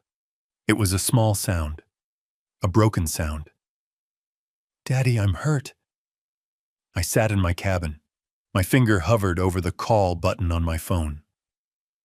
Every instinct in my body screamed at me to go to her, to get in the truck, to drive through the gate, to pick her up and clean her off. But I pulled my hand back. If I picked her up now, she would never learn how to stand. If I cleaned her off, she would never understand the stain of her own choices. She had to sit in the flowers. She had to feel the cold water. She had to look at the wreckage she had invited into her life. This was the bottom, and she had to hit it alone. The security gates of Golden Oaks clicked shut with a mechanical finality that sounded like a prison door locking. But Sarah wasn't on the inside anymore. She was on the outside. The pavement where my truck had leaked oil that morning was now the starting line of her penance. She stood there for a long time under the yellow glow of the street lamp. I couldn't see her anymore. The resort cameras didn't reach the county road, but I knew exactly what she was looking at. She was looking at 5 miles of asphalt, gravel, and darkness. She was looking at a road she had traveled 1,000 times in the back of my truck, as a child complaining about the bumps. Now she had to feel every single bump against the soles of her feet. She took the first step. She was still wearing one shoe. The other had been lost somewhere in the lobby, kicked off in her frantic pursuit of a husband who had already abandoned her. She tried to walk with an uneven, limping gait, the remaining stiletto heel cracking against the tarmac, like a metronome counting down her misery. Click, scrape, click, scrape. After 100 yards, she stopped. She sat on the guardrail, the metal cold and damp against her skin. She unbuckled the remaining shoe and threw it into the ditch. It landed in the tall grass, a $1,000 piece of Italian leather, discarded like a fast food wrapper. Now she was barefoot.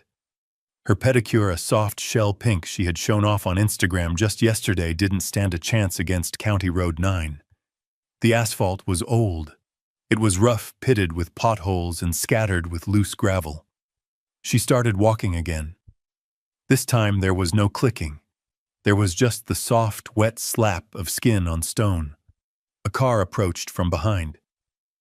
I imagine she turned, waving her arms, the diamonds on her bracelet catching the headlights. She probably thought it was a guest.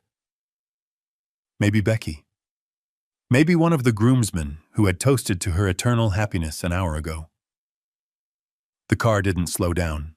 It swerved slightly to avoid the woman in the dirty white dress staggering along the shoulder, then accelerated. The wind from its passing whipped her hair across her face and sprayed gravel against her legs. They didn't see a bride. They saw a crazy woman walking alone in the dark. They saw trouble. She kept walking. The adrenaline of the ballroom was fading, replaced by the dull, throbbing ache of reality. Her dress, the custom silk masterpiece, was heavy. It had soaked up the water from the flower vase, and now it was soaking up the dew from the roadside weeds. It dragged behind her, collecting burrs, twigs, and mud. It wasn't a gown anymore. It was an anchor.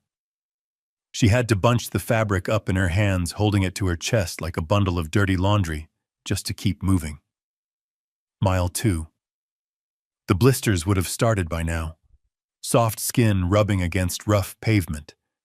The friction turning into heat, then into fluid, then into raw, exposed nerves. She stepped on a sharp stone. She cried out. I know she did. She sat down right there in the middle of the road to check her foot. In the moonlight, the blood would look black. She probably checked her phone again. She had service out here. She could see the notifications rolling in, the tags, the comments. The world wasn't sleeping. The world was laughing. Every step she took away from the resort was a step deeper into viral infamy. She wasn't just walking home.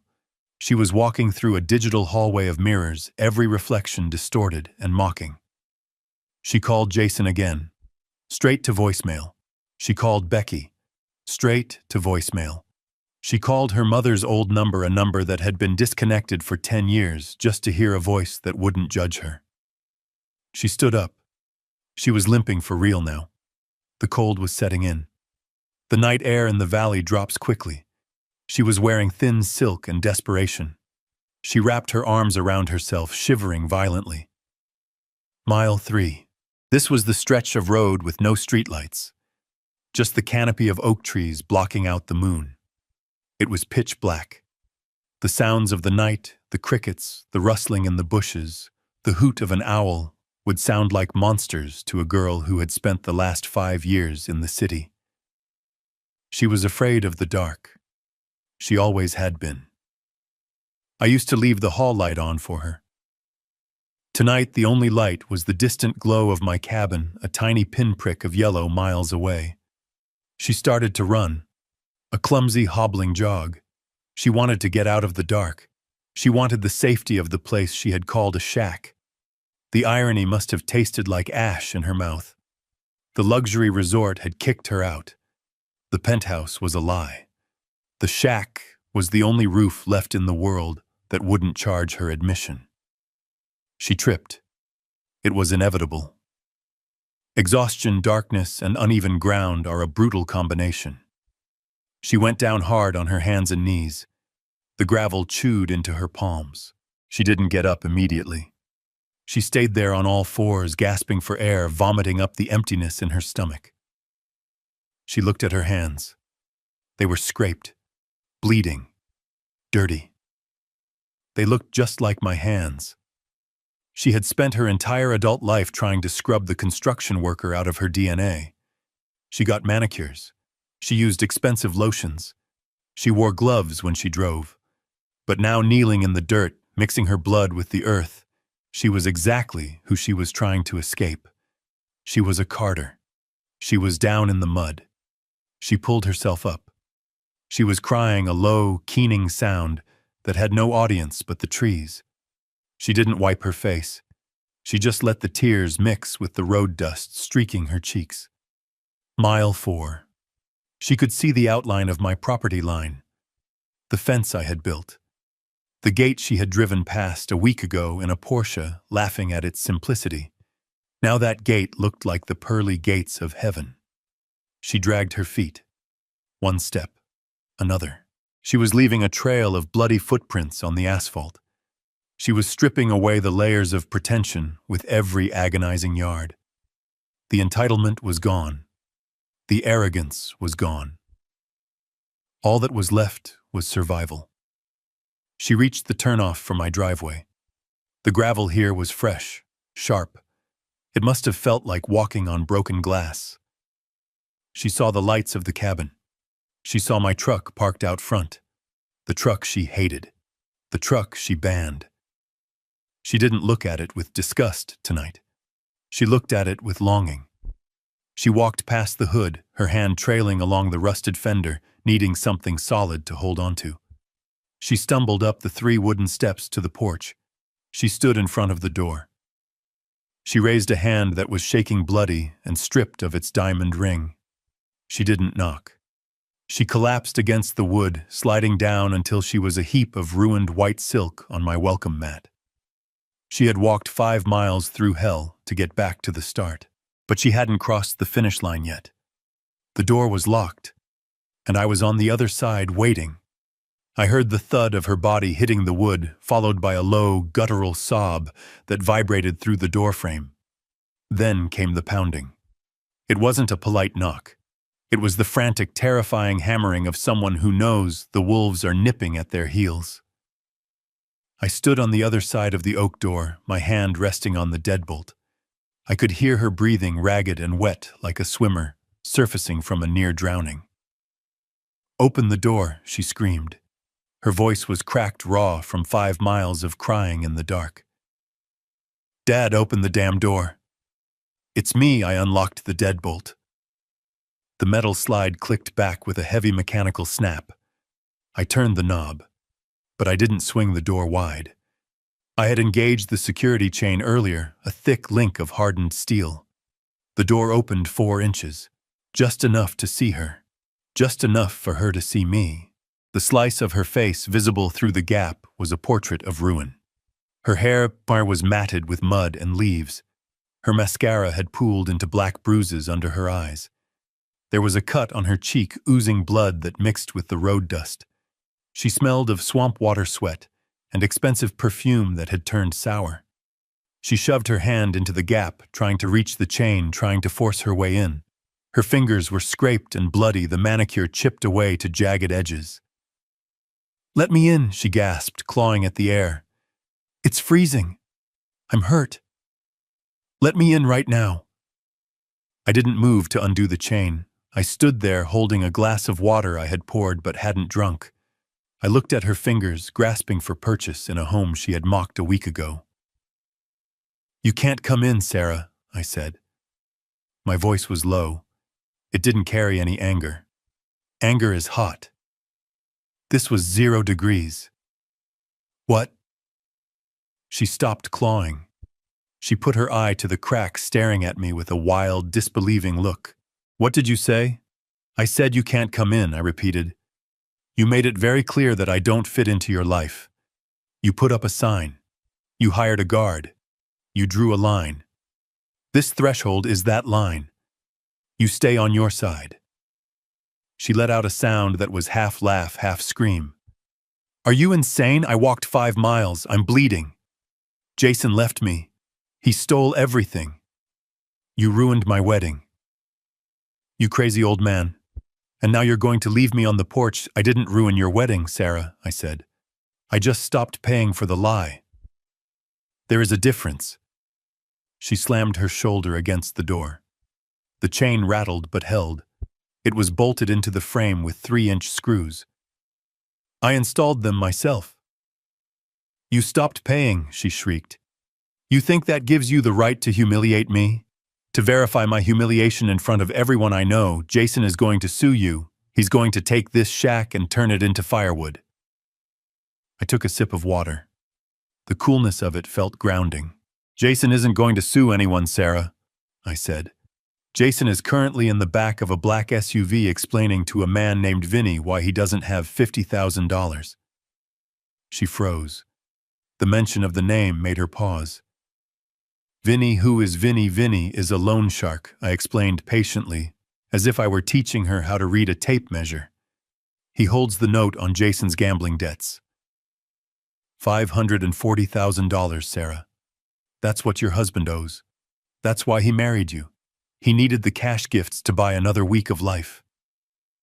You're lying, she whispered, pressing her forehead against the door jamb. He owns Nebulous Systems. He's a tech genius. I reached back to the small table in the hallway where I had left the dossier. I picked up the single sheet of paper summarizing the background check. I folded it lengthwise and slid it through the crack in the door. Read it, I said. She snatched the paper. I watched through this gap as she unfolded it with trembling hands. The porch light flickered above her, illuminating the text. I saw her eyes darting back and forth. Employment history, car rental clerk, cell phone kiosk, terminated for theft, credit score 420. Outstanding judgments, 6. She dropped the paper. It fluttered to the porch floor, landing in a puddle of mud. It's fake, she stammered, but her voice lacked conviction. You forged it. You always hated him because he was successful, because he was sophisticated, because he wasn't a laborer like you. I looked at her, really looked at her. She was shivering violently now. The adrenaline was wearing off, leaving only the cold reality of the night. I hated him because he was a con man, Sarah. And I hated him because he convinced you that your father, the man who built the roof over your head for 18 years, wasn't good enough to sit at a table and eat a chicken dinner. She started crying again. It was a manipulative cry this time, the kind she used to use when she wanted a new phone or a later curfew. Daddy, please, she sobbed. I'm sorry about the sign. Okay, I'm sorry. It was Jason's idea. He said his parents were judgmental. He said they wouldn't understand your lifestyle. I was just trying to keep the peace. I was trying to protect you from being embarrassed. Protect me? I asked. I leaned closer to the door. You weren't protecting me, Sarah. You were protecting your fantasy. You were ashamed. You looked at my truck and you saw failure. You looked at my hands and you saw dirt. You didn't see the work. You didn't see the sacrifice. You just saw something ugly that didn't match your Instagram feed. I'm sorry, she yelled, pounding the wood again. I said, I'm sorry. Now open the door, I have nowhere else to go. They kicked me out of the apartment. I know, I said. I canceled the lease guarantee. You what? She stepped back, her eyes wide. You were the guarantor. Who do you think paid the rent when Jason's mysterious wire transfers didn't come through? I asked. Who do you think paid for your car insurance? Who do you think paid for this dress you are ruining right now? She looked down at her dress. She touched the torn silk. You paid, she whispered, for everything I said. For 3 years, Sarah. Every time you needed money, every time there was an emergency, every time Jason had a cash flow problem. It was me. I funneled it through shell accounts so you wouldn't know. I wanted you to feel independent. I wanted you to feel proud. But I was the safety net. And tonight I cut the ropes. Why, she screamed. Why would you do that if you have the money? Why do you live here? Why do you drive that truck? Why do you dress like a bum? You tricked me. You made me think you were poor. I didn't make you think anything. I said, my voice hardening. You assumed.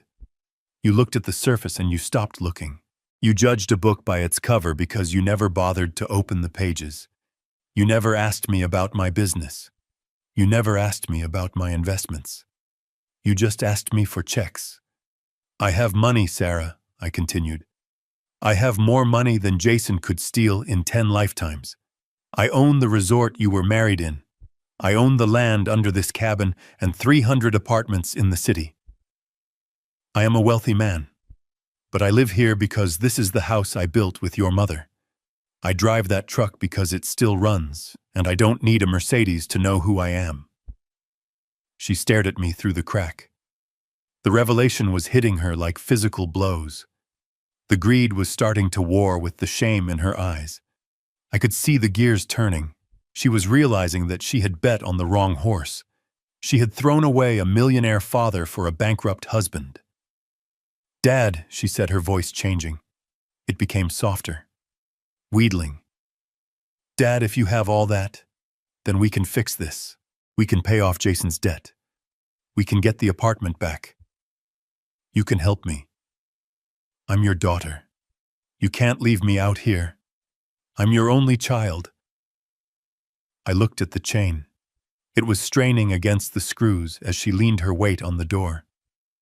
"I am not going to help you, Sarah," I said. "Not with money. Not anymore." "What?" She recoiled. "You have to. It's your duty." "My duty was to raise a good person," I said. "And somewhere along the line I failed. I gave you too much. I shielded you from too much. I let you believe that the world owed you a living. I let you believe that you were better than the people who serve your food and pick up your trash. I am better," she snapped, the mask slipping. "I have a degree. I am a creative director." "You are a receptionist with a fancy title, Sarah," I said bluntly. "And as of tonight, you are homeless. You are jobless, because I know for a fact you used the company credit card to pay for the florist deposit, and when I flag that transaction as fraudulent, your boss is going to fire you. You are nothing but what you can build with your own 2 hands, and right now your hands are empty." She stared at her empty hands. She looked at the bloody palms. "So that's it," she whispered. "You're just going to let me die out here. You're going to let me freeze because I hurt your feelings." "I'm not letting you die," I said. "And this isn't about my feelings. My feelings died when I saw that sign. This is about your character. You are broken, Sarah. You are fundamentally broken. You think people are disposable. You think family is a transaction. You think love is something you perform for an audience." I unlocked the chain. She gasped, surging forward, ready to push the door open. I slammed my foot against the base of the door, stopping it cold. I held it there, my boot wedged against the wood. I looked her in the eye, inches away. "I'm not letting you in," I said. "If I let you in, you will take a hot shower. You will eat my food. You will sleep in your old bed. And in the morning, you will wake up and you will hate me again. You will hate me for seeing you like this. You will hate me for having the money you want. You will start plotting how to get it. You will learn nothing." "Then what do you want me to do?" she screamed, spit flying onto my face. "Where am I supposed to go?" I reached into my pocket and pulled out a key. It was a single silver key on a plain ring. I tossed it through the crack. It landed on the porch with a metallic ping. "That is the key to Unit 4B at the tenements on 4th Street, I said. "It's a studio apartment. It has a hot plate and a mattress. I paid the rent for 1 month. There is a bus pass on the counter and an application for a waitress job at the diner downstairs." "The tenements," she gasped. "That's the slums. That's where you grew up." "Exactly," I said. "That is where I started. That is where I learned that you don't get to eat if you don't work. That is where I learned that a man's worth isn't his suit, it's his word." "I am not living there," she shouted. "I am Sarah Carter. You are Sarah." "Nothing," I corrected her, "until you can prove otherwise." She looked at the key lying in the dirt. She looked at me. "I hate you," she hissed. "I hate you more than anything in the world." "I know," I said softly, "and that is why you can't come in, because you only love what I can give you. You don't love me." I stepped back. "Dad, wait," she cried, sensing the end. "Dad, please, it's dark, I'm scared, you should be," I said. "The world is a scary place when you don't have a daddy to pay the bills." I started to close the door. "Dad," she screamed. "Dad. I'm sorry, I'll do anything." "Pick up the key, Sarah," I said through the narrowing gap. "Pick up the key and start walking. The bus stop is a mile down the road. The last bus runs at 4 a.m. You have time. But my feet, she sobbed. They'll heal, I said. Feet get tough when you use them. I am not being cruel, Sarah, I said, looking at her one last time. Her face was a mask of tragedy lit by the porch light. I am teaching you the lesson you missed 10 years ago. I am teaching you how to survive without a safety net. I am giving you the only gift I have left to give. I am giving you a bottom. I slammed the door. I threw the deadbolt. I slid the chain back into place. I heard her scream. It was a sound of pure, impotent rage. She pounded on the door for another 10 minutes. She cursed me. She cursed Jason. She cursed the world. Then silence. I waited. 5 minutes. 10. I heard a scuffling sound on the porch. Then the sound of slow, limping footsteps walking away. I went to the window and peered through the blinds. She was walking down the driveway. She was holding her dress up with one hand. In the other hand, clutched tight like a weapon, was the silver key. She was heading toward the road, toward the bus stop, toward the bottom. I turned off the porch light. The lesson had begun. I parked my truck across the street from the tenement building on 4th Street and waited in the dark cab. I had driven the back roads, taking the shortcut I knew from my days as a framing contractor, beating Sarah there by 20 minutes. I watched the bus stop down the block. It was empty. The streetlights flickered with a dying yellow buzz, illuminating the cracked sidewalk and the overflowing dumpsters that lined the curb. This was the part of town the city council forgot to pave. This was the part of town where sirens were background noise and hope was a currency that traded low. 20 minutes later, I saw her. She emerged from the shadows of the alleyway, limping badly. She had walked the whole way. She hadn't waited for the bus. Perhaps she was too ashamed to be seen in her ruined wedding dress under the fluorescent lights of public transit. Perhaps she just needed to punish herself. She looked like a specter haunting the streets, a gray, muddy figure dragging a train of silk that was now nothing more than a rag.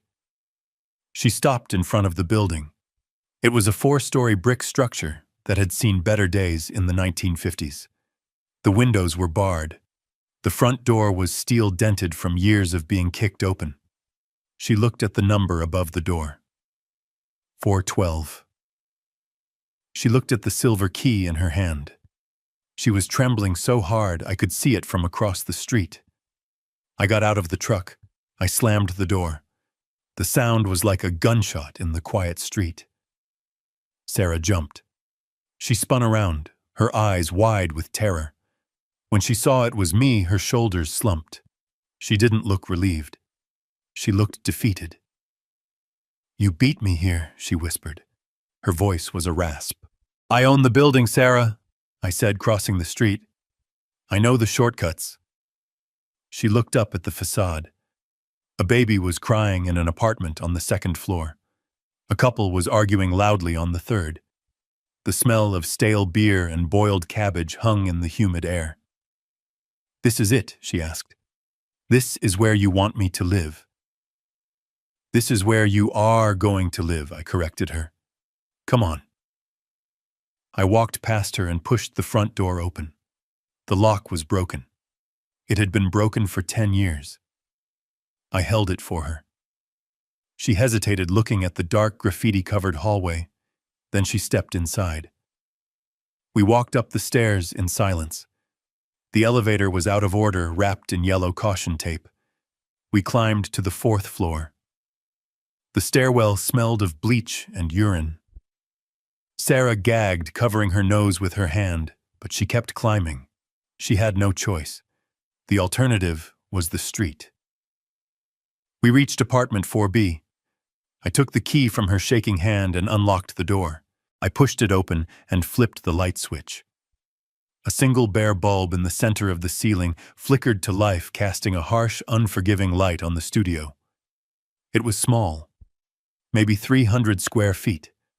The floor was linoleum peeling at the corners. There was a single twin mattress on the floor in the corner, made up with clean but cheap sheets. There was a small table with one chair. A hot plate sat on the counter next to a mini fridge. The walls were painted a color that was supposed to be cream but looked more like nicotine stain. Sarah walked into the center of the room. She turned in a slow circle. She looked at the barred window that looked out onto a brick wall. She looked at the bathroom door, which didn't quite close all the way. "It is a prison," she whispered. "It is a start," I said. I closed the door behind us and leaned against it. "This isn't punishment, Sarah," I said. "This is history. You don't remember this place, do you?" She looked at me, confusion clouding her exhaustion. "Why would I remember this dump? Because you lived here," I said. "For the first 2 years of your life. This apartment, Unit 4B. This is where I brought you and your mother after the hospital. This is where I learned to mix concrete during the day and study blueprints at night. This is where your mother sewed curtains from scrap fabric to make it feel like a home." She stared at the walls as if trying to see the ghosts of her past. "We were happy here," I continued. "We didn't have money. We didn't have status. But we had each other. And we had a dream. We worked our way out of this room, Sarah. We didn't marry our way out. We didn't scam our way out. We built our way out." I walked over to the small table. There was a folder sitting on it. I opened it. "This is the deal," I said. My voice was hard, leaving no room for negotiation. "I have paid the rent on this unit for 1 year. The utilities are in your name, prepaid for 3 months. After that, you are on your own." I pointed to the application form sitting next to the folder. "That is an application for the diner downstairs. Sal's place. I know the owner. He is expecting you tomorrow morning at 6 a.m. for a shift. It pays minimum wage plus tips. You will wear a uniform. You will serve coffee. You will clean tables. And you will smile while you do it." "I can't be a waitress," she sobbed. "I have a degree in art history." "Your degree didn't teach you how to spot a con man," I said. "Maybe waiting tables will teach you how to spot a hungry person. You need to learn the difference between want and need." I pulled a prepaid flip phone out of my pocket and tossed it onto the mattress. "That is your phone. It has my number programmed into it. It has the police. It has the fire department. It does not have Instagram. It does not have your friends' numbers. You are going to be offline, Sarah. You are going to disappear from the world you tried so hard to impress." She looked at the cheap plastic phone. It looked like a toy compared to the smartphone she had lost. "And if I say no," she asked, her voice trembling. "If I leave?" "Then you leave," I said. "The door is unlocked. But if you walk out that door, Sarah, you are walking out of my life forever. No inheritance, no contact, no safety net. You become a stranger to me." I paused, letting the weight of the ultimatum settle on her shoulders, but I added my voice, softening just a fraction. "If you stay, if you stick it out for 1 year, if you can prove to me that you can live on what you earn, that you can stand on your own 2 feet without leaning on a man or a trust fund, then we talk. Talk about what?" she asked, wiping her nose with the back of her hand. "About a job," I said. "A real job. In my company. Not as a director, not as a VP, but as an entry-level associate. You will learn the business from the ground up. You will learn what it actually means to build something." She looked at me. Her eyes were red, swollen, and devoid of the arrogance that had defined her for a decade. She looked at the mattress on the floor. She looked at the hot plate. She looked at the ruined dress she was wearing, a costume for a play that had been canceled. She realized then that she had no cards left to play. Jason had taken her future. I had taken her cushion. She was stripped bare.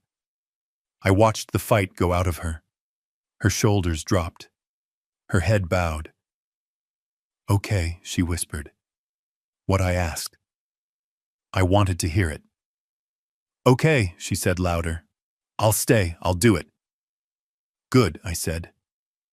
I walked to the door. I placed my hand on the knob. There are clothes in the closet, I said. I went to Target. Jeans, t-shirts, work shoes. Get out of that dress, Sarah. Burn it. It doesn't fit you anymore. I opened the door. Dad, she called out. I stopped, but I didn't turn around. Yeah. Did you really ban yourself? She asked. Did you really put that sign up? I looked at the dark hallway. No, Sarah, I said. You put the sign up. I just enforced it. I walked out and closed the door. I heard the lock click behind me. I stood there for a moment in the smelly hallway listening. I heard her walking across the linoleum. I heard the rustle of the dress. And then I heard the sound of the shower turning on. She was washing off the mud. She was washing off the makeup. She was washing off the lie. I walked down the stairs, my boots heavy on the steps. I got into my truck and started the engine. I didn't drive home immediately. I sat there for a long time watching the window of apartment 4B. The light stayed on. It was the hardest thing I had ever done. Leaving my child in a place like that. Leaving her to scrub dishes and count pennies. Every instinct as a father was to run back up there, wrap her in a blanket, and take her back to the cabin. To tell her it was all a bad dream. But a parent's job isn't just to protect their children from the world. It is to prepare them for it. And Sarah wasn't prepared. She was soft. She was entitled. She was weak. If I saved her now, she would stay weak forever. If I let her break, she might just have a chance to rebuild herself into something stronger. I put the truck in gear and pulled away from the curb. The road ahead was dark, but for the first time all day I felt a flicker of hope. She hadn't run. She hadn't quit. She had stayed. The demolition was over. The foundation was poured. Now the real work could begin. I watched the seasons change from the cab of my truck parked down the block. Summer turned to autumn, stripping the leaves from the trees on 4th Street, leaving the tenement building exposed and ugly against the gray sky. Then winter came, frosting the windows of apartment 4B with ice patterns that looked like prison bars. I never went inside. I never called, but I saw her. I saw her leave the building every morning at 5:30. In the beginning, she walked with her head down, her shoulders hunched against the wind, wearing the cheap coat I had left in the closet. She looked miserable. She looked like a woman serving a sentence. But as the months ground on, her posture changed. Her stride lengthened. She stopped looking at her feet and started looking at the horizon. I went to Sal's diner sometimes, always sitting in the back booth, where the shadows were deep, wearing a baseball cap pulled low. I watched her work. It was brutal. The morning rush at Sal's is a combat zone of clattering plates, screaming orders, and customers who think a $3 tip gives them the right to treat the staff like servants. I saw a man in a suit snap his fingers at her because his toast was cold. "Excuse me, sweetie," the man barked. "I have a meeting in 10 minutes. This is garbage. Take it back." The old Sarah would have thrown the plate at him. The old Sarah would have told him that her shoes cost more than his car. But this Sarah didn't flinch. She picked up the plate. "I apologize, sir," she said. Her voice was flat professional. "I will get you a fresh order right away." She walked back to the kitchen, dodging a busboy carrying a tower of dirty dishes. She didn't cry. She didn't complain. She just fixed the problem. I watched her count her tips at the end of a shift. She sat at the counter, her uniform stained with coffee and ketchup, sorting crumpled singles and silver coins into neat stacks. I saw her lips moving, doing the math. Rent, electricity, food, bus fare. One Tuesday in March, I followed her to the grocery store. She wasn't at Whole Foods. She was at the discount market where the fluorescent lights hummed and the produce was always slightly bruised. She had a basket, not a cart. She picked up a package of ground beef. She looked at the price tag. She put it back. She picked up a box of store-brand pasta instead. She stood in the checkout line counting out exact change from a small plastic coin purse. She was 5 cents short. The cashier, a tired teenager, sighed. I saw Sarah's face turn red. Not with anger, but with genuine shame. She didn't ask to speak to the manager. She didn't pull out a credit card that wasn't hers. "Take the apple off," Sarah said quietly.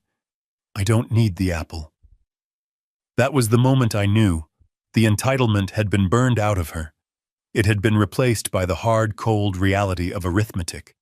She had learned the most important lesson of economics. You cannot spend what you do not earn. Spring arrived. The ice melted. Sarah was still there. She hadn't run to a friend.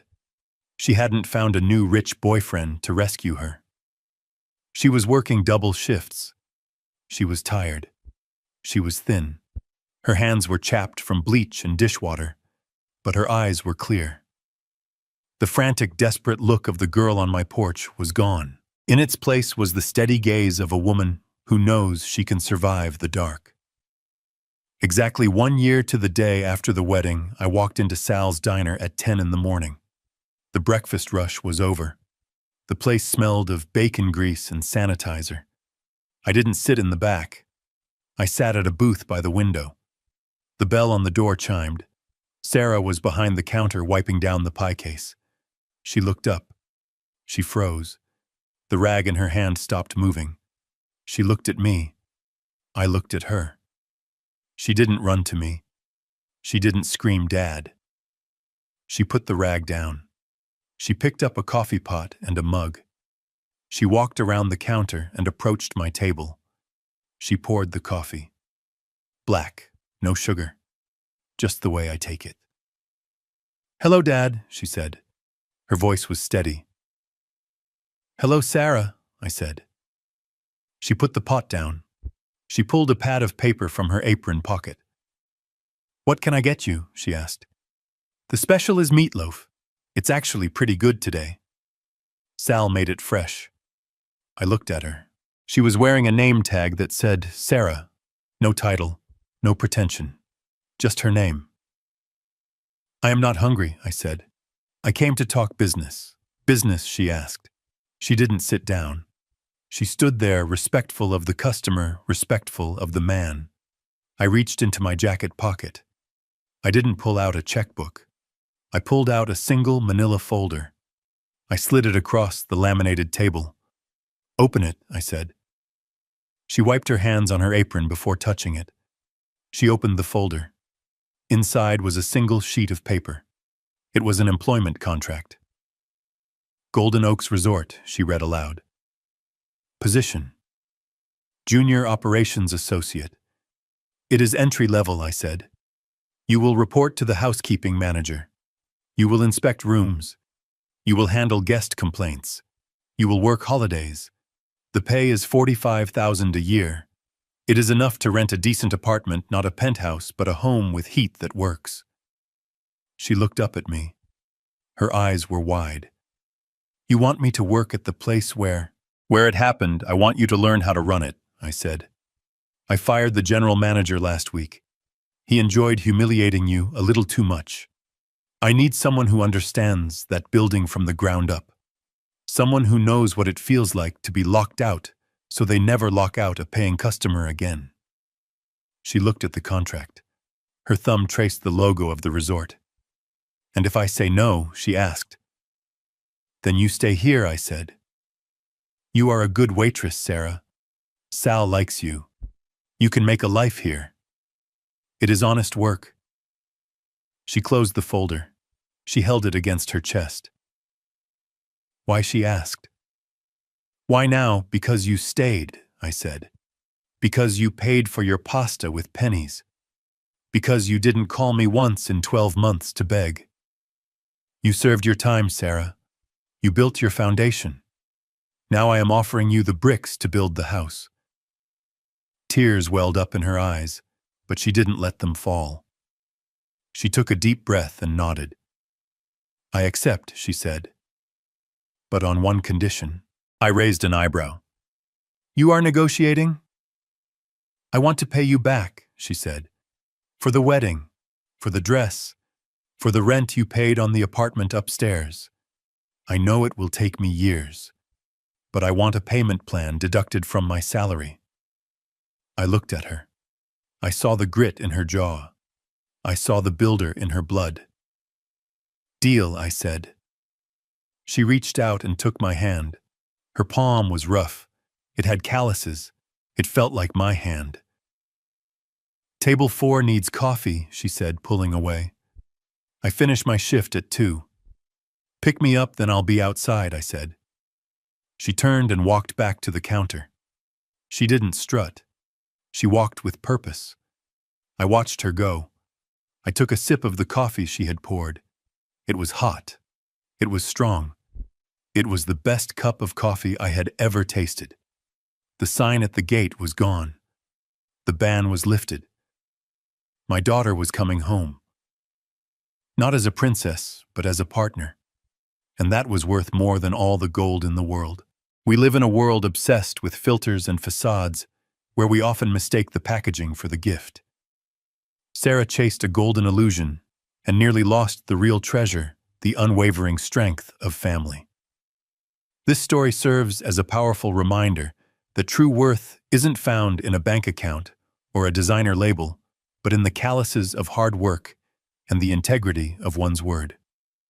Sometimes the greatest act of love a parent can offer isn't giving their child the world on a silver platter, but stepping back and letting them build their own, even if they have to start from rock bottom. If you believe that respect must be earned and not bought, hit that like button and subscribe to the channel for more stories of justice, resilience, and truth.